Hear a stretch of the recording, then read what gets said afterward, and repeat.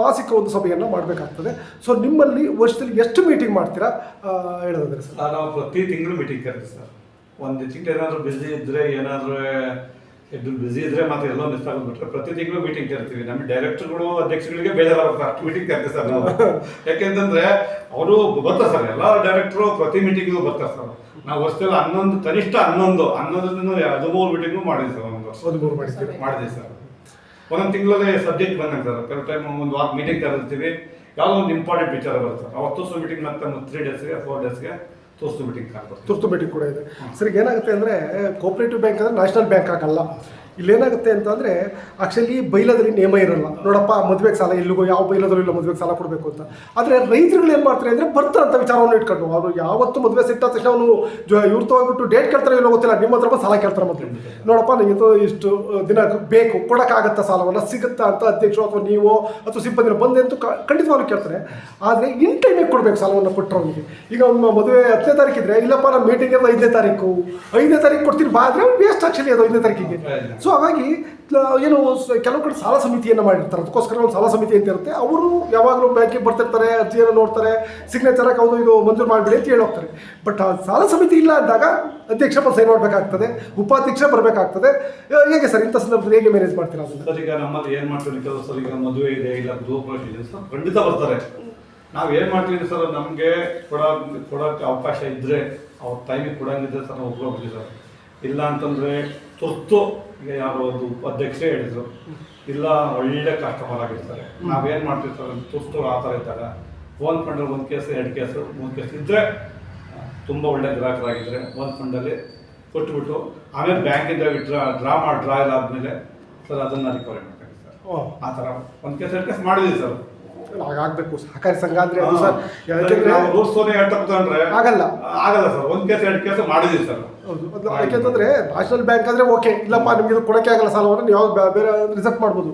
ಸಹಕಾರಿ ಸಂಘಗಳಂದ್ರೆ ಆಗಲ್ಲ. ಪ್ರತಿಯೊಂದು ವಿಚಾರದಲ್ಲೂ ಅವ್ರ ಜೊತೆ ನಿಲ್ಲದೆ ಸಹಕಾರಿ ಸಂಘಗಳ ಕೆಲಸ ಸರ್. ಜೊತೆಗೆ ಸಹಕಾರಿ ಸಂಘಗಳು ಇನ್ನೊಂದು ಏನಾಗುತ್ತೆ ಅಂದರೆ ಊರಲ್ಲಿರೋಂಥ ಸರ್ವಿಸ್ ಮಾಡ್ತಕ್ಕಂಥದ್ದು. ಊರಲ್ಲಿ ಒಂದು ಕೆಲಸ ಆಯ್ತಾ ಇರುತ್ತೆ, ದೇವಸ್ಥಾನ ಕಟ್ತಿರ್ತಾರೆ, ಮತ್ತಿನ್ನೊಂದು ಏನೋ ಖಂಡಿತವಾಗ್ಲೂ ಬಂದೇ ಬರ್ತಾರೆ ಅವ್ರ ನಿಮ್ಮ ಹತ್ರಕ್ಕೆ. ಅಂಥ ಸಂದರ್ಭದಲ್ಲಿ ಜೊತೆಗೆ ಸದಸ್ಯರ ಮಕ್ಕಳು ಏನೋ ಸಾಧನೆ ಮಾಡಿದಾಗ ಸಾಧನೆ ಮಾಡಿರ್ತಾರೆ, ಒಬ್ಬ ರೈತ ಸದಸ್ಯ ಏನೋ ಒಂದು ಮಾಡಿರ್ಬೋದು, ಅಂಥವ್ರನ್ನ ಗೌರವಿಸ್ತಕ್ಕಂಥದ್ದು ಇವೆಲ್ಲವೂ ಕೂಡ ಸಹಕಾರಿ ಸಂಘದ ಕರ್ತವ್ಯಗಳು.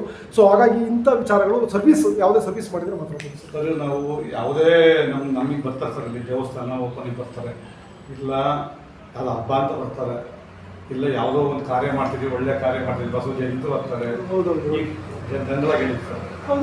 ಸರ್ ನಾವು ಯಾವುದೇ ಕಾರ್ಯಕ್ಕೆ ಬಂದಿದೆ ಸರ್, ನಾವು ವೈಯಕ್ತಿಕವಾಗಿ ಕೊಟ್ಟಿದ್ದೀವಿ ಸರ್, ಸಂಘದಿಂದ ಹಾಕಿಲ್ಲ ಸರ್.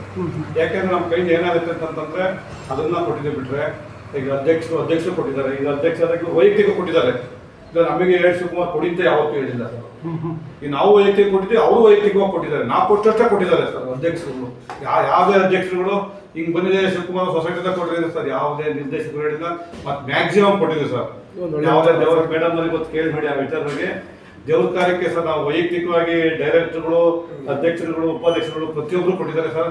ನಾವು ಸಿಬ್ಬಂದಿಗಳು ಸಮೇತ ನಾನು ಕೂಡ ಇನ್ಕ್ಲೂಡ್ ಆಗಿ ಖಂಡಿತ ಮ್ಯಾಕ್ಸಿಮಮ್ ನಮ್ಮ ಕೈ ಏನು ಕೊಡ್ಬೇಕು ಅದನ್ನ ದೇವ್ರಿಗಾಗಲಿ ಯಾವುದೇ ಕಾರ್ಯಕ್ರಮಗಳಿಗೆ ಕೊಟ್ಟಿದೆ ಸರ್. ಸಂಘದ ಮೇಲೆ ಒತ್ತಡ ಸಂಘ ಸರ್ ₹1 ಸರ್ ನಮ್ಮ ಸಂಬಳದ ಕೊಟ್ಟಿದ್ದು ಬಿಟ್ಟು ಸಂಘಕ್ಕಂತೂ ಸಹಕಾರಿ ಸಂಘ ಅಂದ್ರೆ ಸೆಕ್ರೆಟರಿ ಅವರೇ ಅದಕ್ಕೆಲ್ಲ ಆದಷ್ಟು ಪ್ರಿಫರೆನ್ಸ್ ಕೊಟ್ಬಿಟ್ಟು ಸಂಘಕ್ಕೆ ಒತ್ತಡನ ಏರ್ದಂಗೆ ಅವರೇ ಕೈಯಿಂದ ಕೊಟ್ಟಿರ್ತಾರೆ.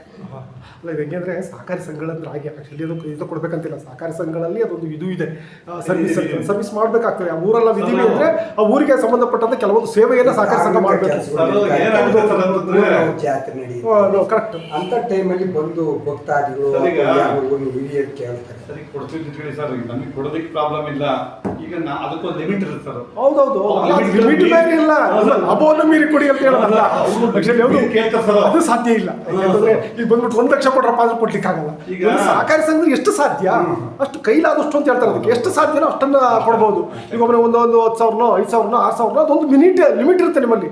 ಅಲ್ಲಿ ಲಿಮಿಟೇಷನ್ ಮಾಡಿದ್ರೆ ಅದು ಸರ್ವಿಸ್ ಆಗಲ್ಲ ಸರ್. ಈಗ 5,000 ಕೊಟ್ರೆ 20 ಜನ ಇದ್ದಾರೆ ಸರ್. ಓ, ಅಲ್ಲಿಗೆ ಎಷ್ಟಾಯ್ತು ನೋಡಿ. ಇಟ್ರೆ ಹೌದು. 20 ಇಡ್ತಾರೆ. ಅದೇ ಒಂದು 20 ಲಿಮಿಟೇಷನ್, ಇರ್ತಾರೆ. ನಿಮ್ಮ ಲಿಮಿಟೇಷನ್ ಏನು ಇಟ್ಕೊಂಡಿರ್ತಾರೆ, ಸಹಕಾರಿ ಸಂಘದ ಲಿಮಿಟೇಷನ್ ಇರುತ್ತೆ, ಅದ್ರೊಳಗಡೆ ಅದನ್ನ ಸರ್ವಿಸ್ ಮಾಡಬೇಕಾಗ್ತದೆ. ಬಟ್ ಅದನ್ನ ಇಲ್ಲ ಸರ್ ನಾನು ಸರ್ವಿಸ್ ಕೊಟ್ಟು ಬಿಡ್ತೀನಿ ಅಂದ್ರೆ ಸಹಕಾರಿ ಸಂಘ ಬಾಗಿಲಾಕ್ಬೇಕಾಗ್ತದೆ.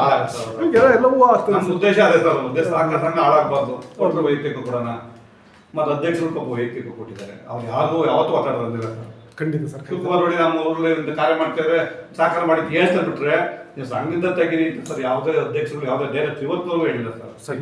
ಒಳ್ಳೆ ವಿಚಾರ ಸರ್. ಸರ್ ಜೊತೆಗೆ ಇನ್ನೊಂದೇನಾದ್ರು ನೋಡಿ ಸರ್, ಇಲ್ಲಿ ಅಧ್ಯಕ್ಷರಿಗೆ ಸಾಮಾನ್ಯವಾಗಿ ನ್ಯಾಷನಲ್ ಬ್ಯಾಂಕ್ ನಾವು ನೋಡ್ತೇವೆ, ರಾಷ್ಟ್ರೀಕೃತ ಬ್ಯಾಂಕ್ಗಳ ಇಲ್ಲಿ ಹೇಗಾಗುತ್ತೆ ಅಂತಂದರೆ 4 ಗಂಟೆ ಕ್ಲೋಸ್. ಮತ್ತಲ್ಲಿ ನಾವು ನಿಂತಿದ್ರು ಕೂಡ ಅವ್ರನ್ನ ಹೊರಗಡೆ ಕಳಿಸ್ಬಿಟ್ಟು ಬಾಗಿಲಾಗ್ತಾರೆ. ಮುಗಿದು ಸರ್ ನಾಳೆ ಬನ್ನಿ. ಇವಾಗ ಸರ್ ಇಲ್ಲ ನಾನು ಕಟ್ಟಲಿಲ್ಲ, ನಾನು ಡಿಫಾಲ್ಟ್ ಮತ್ತೊಂದೇನೋ ಆಗ್ತೀನಿ ಅಂತಂದ್ರೆ ನನಗೆ ಗೊತ್ತಿಲ್ಲ, ನಾಳೆ ಬಂದು ಕಟ್ಟಿ ಸರ್ ನಿಮಗೆ ಬಿಟ್ಟರೆ ವಿಚಾರ ಅಂತಾರೆ. ಆದರೆ ಕೋಆಪರೇಟಿವ್ ಬ್ಯಾಂಕ್ ಹಂಗಲ್ಲ. ಇಲ್ಲೇನಾಗ್ತದೆ ಅಂದರೆ ಯಾರೋ ಎಲ್ಲೋ ಬರ್ತಾ ಫೋನ್ ಮಾಡ್ತಾರೆ, ಜಸ್ಟ್ ಈಗ ಅದು ಮೊಬೈಲ್ ಇರೋದ್ರಿಂದ ಎಲ್ಲಿ ಬೇಕು ಅಲ್ಲಿಂದಲೇ ಫೋನ್ ಮಾಡ್ತಾರೆ, ಸರ್ ನಾನು ದುಡ್ಡು ಕಟ್ಬಿಡ್ಬೇಕು ಸರ್, ನಾಳೆ ಡೇಟ್ ಆಗ್ತಾ ಇದೆ, ನಾನು ಇವತ್ತು ಬರ್ತೀನಿ. 8-10 ಗಂಟೆವರೆಗೂ ವೆಯ್ಟ್ ಮಾಡ್ತಾ ಬೇಕಾದ್ರೆ 7-8 ಗಂಟೆವರೆಗೂ ವೆಯ್ಟ್ ಮಾಡಿ ಆ ಹಣವನ್ನು ಕಟ್ಟಿಸ್ಕಿದ್ರೆ ಸಹಕಾರಿ ಸಂಘದ ಸಿಬ್ಬಂದಿಗಳು.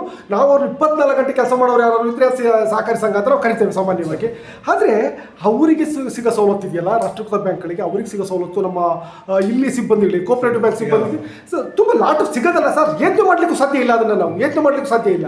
ಆದರೆ ಆಗಂದು ಮಟ್ಟಕ್ಕೆ ಆಗಂದ ತಕ್ಷಣ ನೀವು ನಿಮ್ಮ ಆದಾಯದ ಮಿತಿಯನ್ನು ಮೀರಿ ನೀವು ಸಂಬಳ ಕೊಡಲಿಕ್ಕಾಗಲ್ಲ ಅಥವಾ ಸವಲತ್ತು ಕೊಡಲಿಕ್ಕಾಗಲ್ಲ. ಆದರೆ ಕೊಡ್ತಕ್ಕಂಥ ಸೌಲಭ್ಯದಲ್ಲಿ ಅವರಿಗೆ ತೃಪ್ತಿ ಇರಬೇಕು. ಈಗ ನೋಡಪ್ಪ ಇಲ್ಲ ಬಂದು ಕೆಲಸ ಮಾಡ್ತಾ ಇದ್ದೀನಿ, ನನ್ನ ಮನಸ್ಸು ಅಲ್ಲಿ ಹೋಗ್ಬಾರ್ದು, ಓ ನನ್ನ ಮಗಳಿಗೆ ಫೀಸ್ ಕಟ್ಟಿಲ್ಲ, ನನ್ನ ಇದು ಕೊಟ್ಟಿಲ್ಲ, ಈ ಥರ ಆಗಬಾರ್ದು. ಅವ್ರು ಬಂದಾಗ ಸಂಪೂರ್ಣವಾಗಿ ತೃಪ್ತಿಯಿಂದ ಕೆಲಸ ಮಾಡುವಷ್ಟು ಸಂಬಳವನ್ನು ಕೊಟ್ಟರೆ ಓಕೆ. ಸೊ ಈ ವಿಚಾರದಲ್ಲಿ ನಿಮ್ಮ ಸಹಕಾರಿ ಸಂಘ ಎಷ್ಟರ ಮಟ್ಟಿಗೆ ಕೆಲಸವನ್ನು ನಿರ್ವಹಿಸ್ತಾ ಇದೆ ಸರ್? ಈಗ ನಾವು ಯಾವುದೇ ಸಿಬ್ಬಂದಿಗೆ ದಿಗ್ಬಂಧನೆ ಹಾಕಿಲ್ಲ. ನೀನು ಇಷ್ಟು ವರ್ಷ ಇಷ್ಟು ನಿಮ್ಮ ಟೈಮ್ ನೋಡ್ಕೊಳ್ಳಿ, ಆ ಟೈಮಲ್ಲಿ ನೀವು ಕ್ಲೀನಾಗಿ ವರ್ಕ್ ಮಾಡಿ. ಬೆಳಗ್ಗೆ 10 ಗಂಟೆಗೆ ಬರ್ತಾರೆ ಅಥವಾ ಗೊಬ್ಬರ ಮಾರಾಟ ಬರ್ತಾನೆ. ಒಬ್ಬ ರೈತ ಬೆಳಿಗ್ಗೆ 8 ಗಂಟೆಗೆ ಬಿತ್ತನೆಗೆ ಹೋಗ್ತಾನೆ, 7 ಗಂಟೆಗೆ ಬರ್ತಾರೆ ಸರ್, ಹೇಳ್ಬೋದು ಬರಬೇಡಿ ನೀವು ಅಂತ, ಬಟ್ ಬರಲೇಬೇಕಾಗತ್ತೆ. ಯಾಕೆ ಅಂತ ಅಂದರೆ ಆ ಬಿತ್ತನೆ ಟೈಮಲ್ಲಿ ನಾವು ತೊಂದರೆ ಮಾಡಬಾರ್ದು. 10 ಗಂಟೆಗೆ ಕೊಡ್ತೀನಿ ಹೋಗುವಂತ ಹೇಳ್ಬೋದು. ಹೌದು 6 ಗಂಟೆಗೆ ಅವನಿಗೆ ಇಟ್ಟು ಒಂದು ರಿಂಗ್ ಕೊಟ್ಟರು ಆತ ಬಂದು ಸಹಕಾರ ಇದ್ರೊಳಗೆ 100% ಗೊಬ್ಬರವನ್ನು ತಿಂದು ರೈತರಿಗೆ ಕೊಡಬೇಕು. ಆ ಥರ ಮಾಡಬೇಕು. ಯಾಕೆ ಅಂತಂದ್ರೆ ರೈತರಿಗೂ ಅನುಕೂಲ ಆಯಿತು ಸರ್. ಯಾವುದೇ ರೀತಿಯಲ್ಲಿ ಆತನಿಗೆ ಸಂಬಳ ನಾವು ಯಾವುದಾದ್ರು ಕೊಡೋದು ಸ್ವಲ್ಪ ಕಡಿಮೆ ಸಂಬಳದಲ್ಲಿ ಅವನಿಗೆ ಸರ್ವಿಸ್ ಜಾಸ್ತಿ. ಅಂದರೆ 6 ಗಂಟೆ ಅನ್ನಂಗಿಲ್ಲ, ರಾತ್ರಿ 8 ಗಂಟೆಯಲ್ಲಿ ತೆಗೆದು ಕೆಲಸ ಮಾಡಿರೋಂಥ ಒತ್ತಡ ಇದೆ. ಆಮೇಲೆ ಕ್ಯಾಶಿಯರ್ ಆಗಿ ಭವ್ಯ ಅಂತ ಈಕೆ ರಾತ್ರಿ 8 ಗಂಟೆ ತನಕ ವರ್ಕ್ ಮಾಡಿರೋದು ಈ ಸಂಸ್ಥೆ. ಯಾಕೆಂದರೆ ನಾವು ನೋಡಿದ್ದೀವಿ. ಯಾಕೆಂದರೆ ಆ ಸಂಸ್ಥೆ ಇಷ್ಟು ಉಳಿಬೇಕು ಅಂತಂದರೆ ಸರ್ವಿಸನ್ನು ರಾತ್ರಿ 7 ಗಂಟೆ ಟೈಮಿಂಗ್ಸ್ ಇಲ್ಲ ಸರ್. ನಾವು ಒತ್ತಡ ಹಾಕಿರ್ತೀವಿ, ತುಂಬ ವರ್ಕ್ ಲೋಡು. ಯಾಕೆಂದರೆ ವಸೂಲಿ ಕಾಲದಲ್ಲಿ ತುಂಬ ಎಷ್ಟು ಕೆಲಸ ಮಾಡಿದ್ರು ಅವ್ರಿಗೆ ಫೋನ್ ಮಾಡಬೇಕು, ಕರೆಸ್ಕೋಬೇಕು, ಅವ್ರ ಹತ್ರ ಕನ್ವಿನ್ಸ್ ಮಾಡಬೇಕು, ನಮಗೆ ಬೇಗ ರಿಕವರಿ ನಮಗೆ ಇದು ಕೊಡಬೇಕು, ಪ್ರೋಗ್ರೆಸ್ ಕೊಡಬೇಕು, ಅಥವಾ ಸಾಲ ವಸೂಲಿ ಮಾಡಿಕೊಡ್ಬೇಕು. ಒತ್ತಡ ಇರುತ್ತೆ ಈಕೆಗೆ. ಖಂಡಿತ ಟೈಮಿಂಗ್ಸ್ ನಾವು ನೋಡೋದೇ ಇಲ್ಲ ಸರ್. ಹೌದು ಅಕ್ಟೋಬರಿಂದ ಡಿಸೆಂಬರ್ವರೆಗೆ 3 ಬ್ಯಾಚ್ ಎಲ್ಲ ಮಾಡಿದ್ವಿ ಅಲ್ವ ಸರ್? 10 ಬ್ಯಾಚ್ ಇದೆ. 10 ಬ್ಯಾಚಲ್ಲಿ ಆಕೆಗೆ BP ಶುಗರ್ ಎಲ್ಲ ಬಂದು ಹೋಗ್ಬಿಡ್ಬೇಕು. ಅಷ್ಟೊಂದು ಒತ್ತಡ ಇರುತ್ತೆ. ಅವರೇ ತಿಳ್ಕೊಂಡು ನನ್ನ ಕೈಲಿ ಹೇಳಿಸ್ಕೊಂಡು, ನಾನು ಈ ಅಧ್ಯಕ್ಷ ಆದರೂ ಸಹ ನಮ್ಮಂಥ ಒಂದು ಮಾತನ್ನು ಹೇಳಲ್ಲ. ಅದಕ್ಕೆಲ್ಲ CEO ಹೇಳಿರ್ತಾರೆ, ನೀನು ನೋಡಮ್ಮ ಒಂದು ದಿವಸ ರಜೆ ತೊಗೊಂಡ್ರು ಪರವಾಗಿಲ್ಲ, ಎಟ್ ಎ ಟೈಮ್ ಮಾತ್ರ ನೀನು ವರ್ಕ್ ಮಾಡಬೇಕು, ಕೆಲಸ ಮಾಡಬೇಕು. ಆಗ ನಮಗೆ ಹೆಸರು ಬರುತ್ತೆ, ಅಥವಾ ಸಂಸ್ಥೆಗೂ ನಾವು ಒಂದು ಪ್ರೋಗ್ರೆಸ್ ಆಗಲಿ ಏನೇ ಆಗಲಿ ಕೇಳ್ತಾ ಇರ್ತಾರೆ. ಅವ್ರು ಏನು ರಿಪೋರ್ಟ್ ಹಾಕಿರಿ, ಎಷ್ಟು ವಸೂಲಿ ಹಾಕಿರಿ, ಏನು ಮಾಡಿದಿರಿ ಅಂತ ಒತ್ತಡ ಆಗ್ತಾ ಇರುತ್ತೆ CEOಗೆ. ನಾವು ಅಧ್ಯಕ್ಷರು CEOಗೆ ಸರ್, ಏಕೆಂದರೆ ಅವರೇ ತಿಳ್ಕೊಂಡು ಕೆಲಸ ಮಾಡೋದ್ರಿಂದ ಅಧ್ಯಕ್ಷರ ಕಡೆಯಿಂದ ಯಾವುದೇ ರೀತಿಯಲ್ಲಿ ನಮ್ಮ ನೌಕರಿಗೆ ಒತ್ತಡ ತರದಂಗೆ ನಮ್ಮ ಕಾರ್ಯದರ್ಶಿಯವರೇ ಸಿಬ್ಬಂದಿಗೆ ಮೊದಲೇ ಅಡ್ವಾನ್ಸ್ ಹೇಳಿ, ನಿನ್ನ ಕೆಲಸ ನಿಮ್ಮ ಬಾಬ್ತು ಏನು ಕೆಲಸ ಇದೆ ಅಷ್ಟು ಮಾಡಬೇಕು. ಬೆಳಗ್ಗೆ ಎದ್ದ ತಕ್ಷಣ ರೈತರಿಗೆ ಗೊಬ್ಬರ ಕೊಡಬೇಕು, ಆತನ ಕೆಲಸ. ಈಚೆ ಬಂದ ತಕ್ಷಣ ವಸೂಲಿ ಮಾಡಬೇಕು, ರಿಕವರಿ ಮಾಡಬೇಕು, ಮತ್ತು ಸಾಲ ಬಂದವರಿಗೆ ಕೊಡಬೇಕು. ಅಷ್ಟು ಕೆಲಸ ನಾವು ನಿಯತ್ತಿಂದ ಮಾಡ್ತಾ ಇದ್ದಾರೆ ಇಲ್ಲಿವರೆಗೆ. ಯಾವುದೇ ರೀತಿ ನಮಗೂ ಒತ್ತಡ ಇಲ್ಲ, ನಾನು ಅವರಿಗೆ ನೌಕರರಿಗೆ ಯಾವುದೇ ರೀತಿ ಒತ್ತಡ ಹಾಕಿಲ್ಲ ಸರ್. ಕೆಲಸ ಮಾಡ್ಕೊಂಡು ಹೋಗ್ತಾರೆ ಇರೋದ್ರಿಂದ ನಾವು ಯಾವುದೇ ರೀತಿಯಲ್ಲಿ ಅವರಿಗೆ ಒತ್ತಡವನ್ನು ಏನಿಲ್ಲ. ಸಹಕಾರ ಸಂಸ್ಥೆ ಚೆನ್ನಾಗಿ ನಡೀತಾ ಇದೆ. ಅಲ್ಲ ಸರ್, ನನಗೆ ತಿಳಿದಾಗ ಹೇಗೆ ಅಂದರೆ ಸುಮಾರು ನಾನು ಏನು ನನ್ನ ಈ ಇಂಟರ್ವ್ಯೂ ಎಕ್ಸ್ಪೀರಿಯನ್ಸಲ್ಲಿ ಹೇಳ್ಬೇಕಂದ್ರೆ ಯಾವುದೇ ಸಹಕಾರಿ ಸಂಘಕ್ಕೆ ಹೋಗಿ ನಿಮ್ಮದು ಅಂತಲ್ಲ, ಅದು ನಷ್ಟದಲ್ಲಿರಲಿ ಲಾಭದಲ್ಲಿರಲಿ ಸಿಬ್ಬಂದಿಗಳಂತೂ ಕೆಲಸ ಮಾಡೋದು ತಪ್ಪಲ್ಲ. ನಷ್ಟದಲ್ಲಿದೆ ಅಂತ ಹೇಳ್ಬಿಟ್ಟು ಅವರು ಮನೆಗೆ ಬೀಗ ಹಾಕೊಂಡು ಕೂತ್ಕೊಳ್ಳಲ್ಲ. ಕೂತ್ಕೊಂಡ್ರೆ ಅವ್ರು ಸಹಕಾರಿ ಕ್ಷೇತ್ರದಲ್ಲಿ ಕೆಲಸ ಮಾಡೋ ಲಾಯಕ್ಕಿಲ್ಲ. ಅವ್ನೇನು ಮಲ್ಲಿದ್ರಪ್ಪ ಬರಗಾಕಲ್ಲ ಈಗ ಅಂದ್ಬಿಟ್ರೆ ನೀವು ಹೇಳಿ ಬಿಡ್ಲಿ 6 ಗಂಟೆ 7 ಗಂಟೆಗೆ ಬಂದು ಅವ್ನು ಗೊಬ್ಬರ ಕೊಡಲಿಲ್ಲ ಅಂದರೆ ನಾಳೆ ಅವ್ನು ಗೊಬ್ಬರದಲ್ಲಿ ಕೂರ್ಲಿಕ್ಕೆ ಬಿಡಲ್ಲ ಅವನು. ಖಂಡಿತ ನೀವು ಹೇಳಿ ಬಿಡಿ, ಸಿಒ ಹೇಳಿ ಬಿಡ್ಲಿ, ಟೈಮಿಗೆ ಅವ್ರಿಗೆ ಕೊಡಬೇಕು. ಯಾಕೆಂದ್ರೆ ಇದು ರಾಷ್ಟ್ರೀಕೃತ ಬ್ಯಾಂಕ್ ಅಲ್ಲ, ಅವ್ರು ಅಫಿಷಿಯಲಿ ಕೆಲಸ ಮಾಡ್ತಿರೋ ಸಾಧ್ಯನೇ ಇಲ್ಲ. ಆದರೆ ಅವ್ರಿಗೆ ಕೊಡೋ ಸೌಲಭ್ಯ ಇದೆ, ಕನಿಷ್ಠ ಪಕ್ಷ ಸೌಲಭ್ಯಗಳು. ಈಗ ಯಾವುದೋ ಮಕ್ಕಳನ್ನ ಶಾಲೆಗೆ ಸೇರಿಸ್ಬೇಕು, ಮತ್ತಿನ್ನೊಂದೇನೋ ಆಗಬೇಕು, ಮದುವೆ, ಈ ಸಂದರ್ಭ ಅಟ್ಲೀಸ್ಟ್ ಸಂಬಳ ಅಷ್ಟು ಕೊಡ್ಲಿಕ್ಕಾಗಿಲ್ಲ ಅಂದ್ರೆ ನೋಡಪ್ಪ ತಗ ನೀನು ಕಟ್ಟು, ನಂತರ ಇಲ್ಲಿ ನಾವು ಸಂಬಳದಲ್ಲಿ ಇಷ್ಟು ನಿಮಗೆ ಕಟ್ಟಿ, ಈ ಥರದ್ದೆಲ್ಲ ಸೌಲಭ್ಯಗಳು ಕೊಟ್ಟಾಗ ಅವರು ಕೂಡ ಆತ್ಮತೃಪ್ತಿಯಿಂದ ಕೆಲಸವನ್ನು ಮಾಡ್ತಾರೆ. ಇಲ್ಲಿ ಭಯ ಇರಲ್ಲ. ಜೊತೆಗೆ ನಾನು ಅಯ್ಯೋ ಮನೇಲಿ ಏನಾಯ್ತಪ್ಪ ಆ ಸಮಸ್ಯೆಗಳು ತಲೆ ಒಳಗಿರಲ್ಲ. ಇದು ನಮ್ಮ ಉದ್ದೇಶ ಅಷ್ಟೇ. ಮೇಡಮ್ ಒಂದು ಪ್ರಶ್ನೆ ಕೇಳಿ ಸರ್, ಸಂಬಂಧಪಟ್ಟಂಗೆ ಮೇಡಮ್ ಅಲ್ಲ, ನಂತರ ಬರ್ತೀನಿ ನಾನು ಅಲ್ಲಿಗೆ, ನಂತರ ಬರ್ತೀನಿ. ಪ್ರಶ್ನೆಗಳು ಬರ್ತಾ ಇರ್ತವೆ, ನಂತರ ಬರ್ತೀನಿ ನಾನು ಕೊನೆಗೆ ಅವ್ರನ್ನ ಮಾತಾಡ್ತೀನಿ ಲಾಸ್ಟಲ್ಲಿ. ಸರ್ ಜೊತೆಗೆ ಇನ್ನೊಂದೇನೆಂದರೆ ಇಲ್ಲಿ ನಾವು ಕ್ಯಾರೆಕ್ಟರ್ ಅಂತ ಕರಿತೀವಿ. ಕ್ಯಾರೆಕ್ಟರ್ ಅಂದರೆ ನಿಮ್ಮ ವೈಯಕ್ತಿಕ ಕ್ಯಾರೆಕ್ಟರ್ ಅಲ್ಲ. ಕ್ಯಾರೆಕ್ಟರ್ ಅಂದರೆ ನೀವು ಯಾವುದೋ ಅಲ್ಲಿ ಏನೋ ಕೆಲಸ ಮಾಡ್ಬೋದು ಅದಲ್ಲ. ಫೈನಾನ್ಷಿಯಲ್ ಕ್ಯಾರೆಕ್ಟರ್ ತುಂಬ ಇಂಪಾರ್ಟೆಂಟ್. ಯಾರಿಗೆ ಅಂದರೆ CEO ಮತ್ತು ಅಧ್ಯಕ್ಷರಿಗೆ. ಇವ್ರ ಫೈನಾನ್ಷಿಯಲ್ ಕ್ಯಾರೆಕ್ಟರ್ ಇಲ್ಲ ತೊಂದರೆ ಆಗಿತ್ತು ಅಂದರೆ ಬ್ಯಾಂಕಲ್ಲಿ ಯಾವನೂ ಕಾಲಿಡಲ್ಲ ನಿಮ್ಮ ಬ್ಯಾಂಕಿಗೆ. ನೋಡೋದೇ ಅದು ಯಾರಪ್ಪ CEO, ಯಾರಪ್ಪ ಅಧ್ಯಕ್ಷರು, ಇವರಿಬ್ರು ಫೈನಾನ್ಷಿಯಲ್ ಕ್ಯಾರೆಕ್ಟರ್ ಚೆನ್ನಾಗಿದೆಯಾ, ನೀವಷ್ಟೇ ಅಲ್ಲ ಸಿಬ್ಬಂದಿಗಳದ್ದು ಕೂಡ ಅದು ಅಪ್ಲೈ ಆಗುತ್ತೆ. ಅವ್ರ ಫೈನಾನ್ಷಿಯಲಿ ಏನಾದ್ರು ಹೊರಗಡೆ ಹೆಸರು ಹಾಳಾಗಿತ್ತು ಅಂದರೆ ಇಲ್ಲಿ ಒಳಗಡೆ ತೊಂದರೆ ಆಗಿ ಸ್ಟಾರ್ಟ್ ಆಗುತ್ತೆ, ಬ್ಯಾಂಕಲ್ಲಿ ತೊಂದರೆ ಆಗಲಿಕ್ಕೆ ಸ್ಟಾರ್ಟ್ ಆಗುತ್ತೆ. ಸೊ ಹಾಗಾಗಿ ನಿಮ್ಮ ಫೈನಾನ್ಷಿಯಲ್ ಕ್ಯಾರೆಕ್ಟರ್ ಬಗ್ಗೆ ಮಾತನಾಡೋದಾದರೆ ಹೇಳಿ ಸರ್, ಇಬ್ಬರು ಮೂತನೂ ಇದರಲ್ಲಿ. ಫೈನಾನ್ಷಿಯಲ್ ಕ್ಯಾರೆಕ್ಟರ್ ಇಲ್ಲಿ ಅಂಡರ್ಸ್ಟ್ಯಾಂಡಿಂಗ್ ಅಲ್ಲಿ ಹೋಗ್ತಾ ಇರೋದ್ರಿಂದ ಯಾವುದೇ ರೀತಿಯಲ್ಲಿ ಒತ್ತಡವನ್ನು ಯಾರು ಏರಿಲ್ಲ ಇಲ್ಲಿವರೆಗೂ. ನಾವು ಸಹ ಅವರು ನಮಗೆ ಸರ್ ಹಿಂಗಿದೆ. ಅಲ್ಲ, ನಾನು ನಿಮ್ಮ ವೈಯಕ್ತಿಕ ಫೈನಾನ್ಷಿಯಲ್ ಕ್ಯಾರೆಕ್ಟರ್ ಕೇಳ್ತಾ ಇದ್ದೀನಿ, ಬೇರೆದಲ್ಲ. ನನ್ನ ವೈಯಕ್ತಿಕ ಫೈನಾನ್ಷಿಯಲ್ ಕ್ಯಾರೆಕ್ಟರ್ ಅಂದರೆ ಹೇಗೆ ಹಣಕಾಸಿನ ವ್ಯವಹಾರಗಳು ಹೇಗೆ ಮಾಡ್ತೀರಾ ಹೊರಗಡೆ, ಅದು ಯಾಕೆಂತಂದರೆ ನಿಮ್ಮ ಫೈನಾನ್ಷಿಯಲ್ ಕ್ಯಾರೆಕ್ಟರ್ ಚೆನ್ನಾಗಿದ್ದರೆ ಬ್ಯಾಂಕ್ ಆಟೋಮೆಟಿಕ್ಕಾಗಿ ಕೋಆಪರೇಟಿವ್ ಬ್ಯಾಂಕ್ ಬೆಳೀತಾ ಹೋಗುತ್ತೆ. ಸಮಸ್ಯೆ ಇಲ್ಲ ಮನೆ, ನನ್ನ ದುಡ್ಡು ನಾನು ನೇರವಾಗಿ ತಗೊಂಡೋಗಿರ್ತೀನಿ, ಭಯ ಇಲ್ಲ ನನಗೆ.